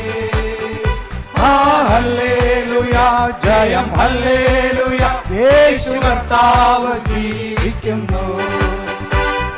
ഹല്ലേലൂയ, ജയം ഹല്ലേലൂയ, യേശു കർത്താവ് ജീവിക്കുന്നു. ആമേൻ. ഹല്ലേലൂയ, ജയം ഹല്ലേലൂയ, യേശു കർത്താവ് ജീവിക്കുന്നു. ആമേൻ ആമേൻ ആമേൻ ആമേൻ. ഹല്ലേലൂയ, ജയം ഹല്ലേലൂയ, യേശു കർത്താവ് ജീവിക്കുന്നു. ഹല്ലേലൂയ, ജയം ഹല്ലേലൂയ, യേശു കർത്താവ് ജീവിക്കുന്നു. ഹല്ലേലൂയ, ജയം ഹല്ലേലൂയ, യേശു കർത്താവ് ജീവിക്കുന്നു. യേശു ക്രിസ്തു ഉയർത്തു ജീവിക്കുന്നു, പരലോകത്തിൽ ജീവിക്കുന്നു. ലോകത്തിൽ താനീ വേഗം വരും രാജരാജനായി വാണിടുവാൻ. ഹല്ലേലൂയ, ജയം ഹല്ലേലൂയ, യേശു കർത്താവ് ജീവിക്കുന്നു. ഹല്ലേലൂയ, ജയം ഹല്ലേലൂയ, യേശു കർത്താവ് ജീവിക്കുന്നു. നമ്മുടെ കർത്താവായ യേശു ക്രിസ്തുവിൻ്റെ കൃപയും പിതാവായ ദൈവത്തിൻ്റെ സ്നേഹവും പരിശുദ്ധാത്മാവിൻ്റെ കൂട്ടായ്മയും നമ്മോടെല്ലാവരോടും എന്നും എന്നേക്കും ലോകാവസാനത്തോളം ഇപ്പോഴും എപ്പോഴും എന്നേക്കും ഇരിക്കുമാറാകട്ടെ.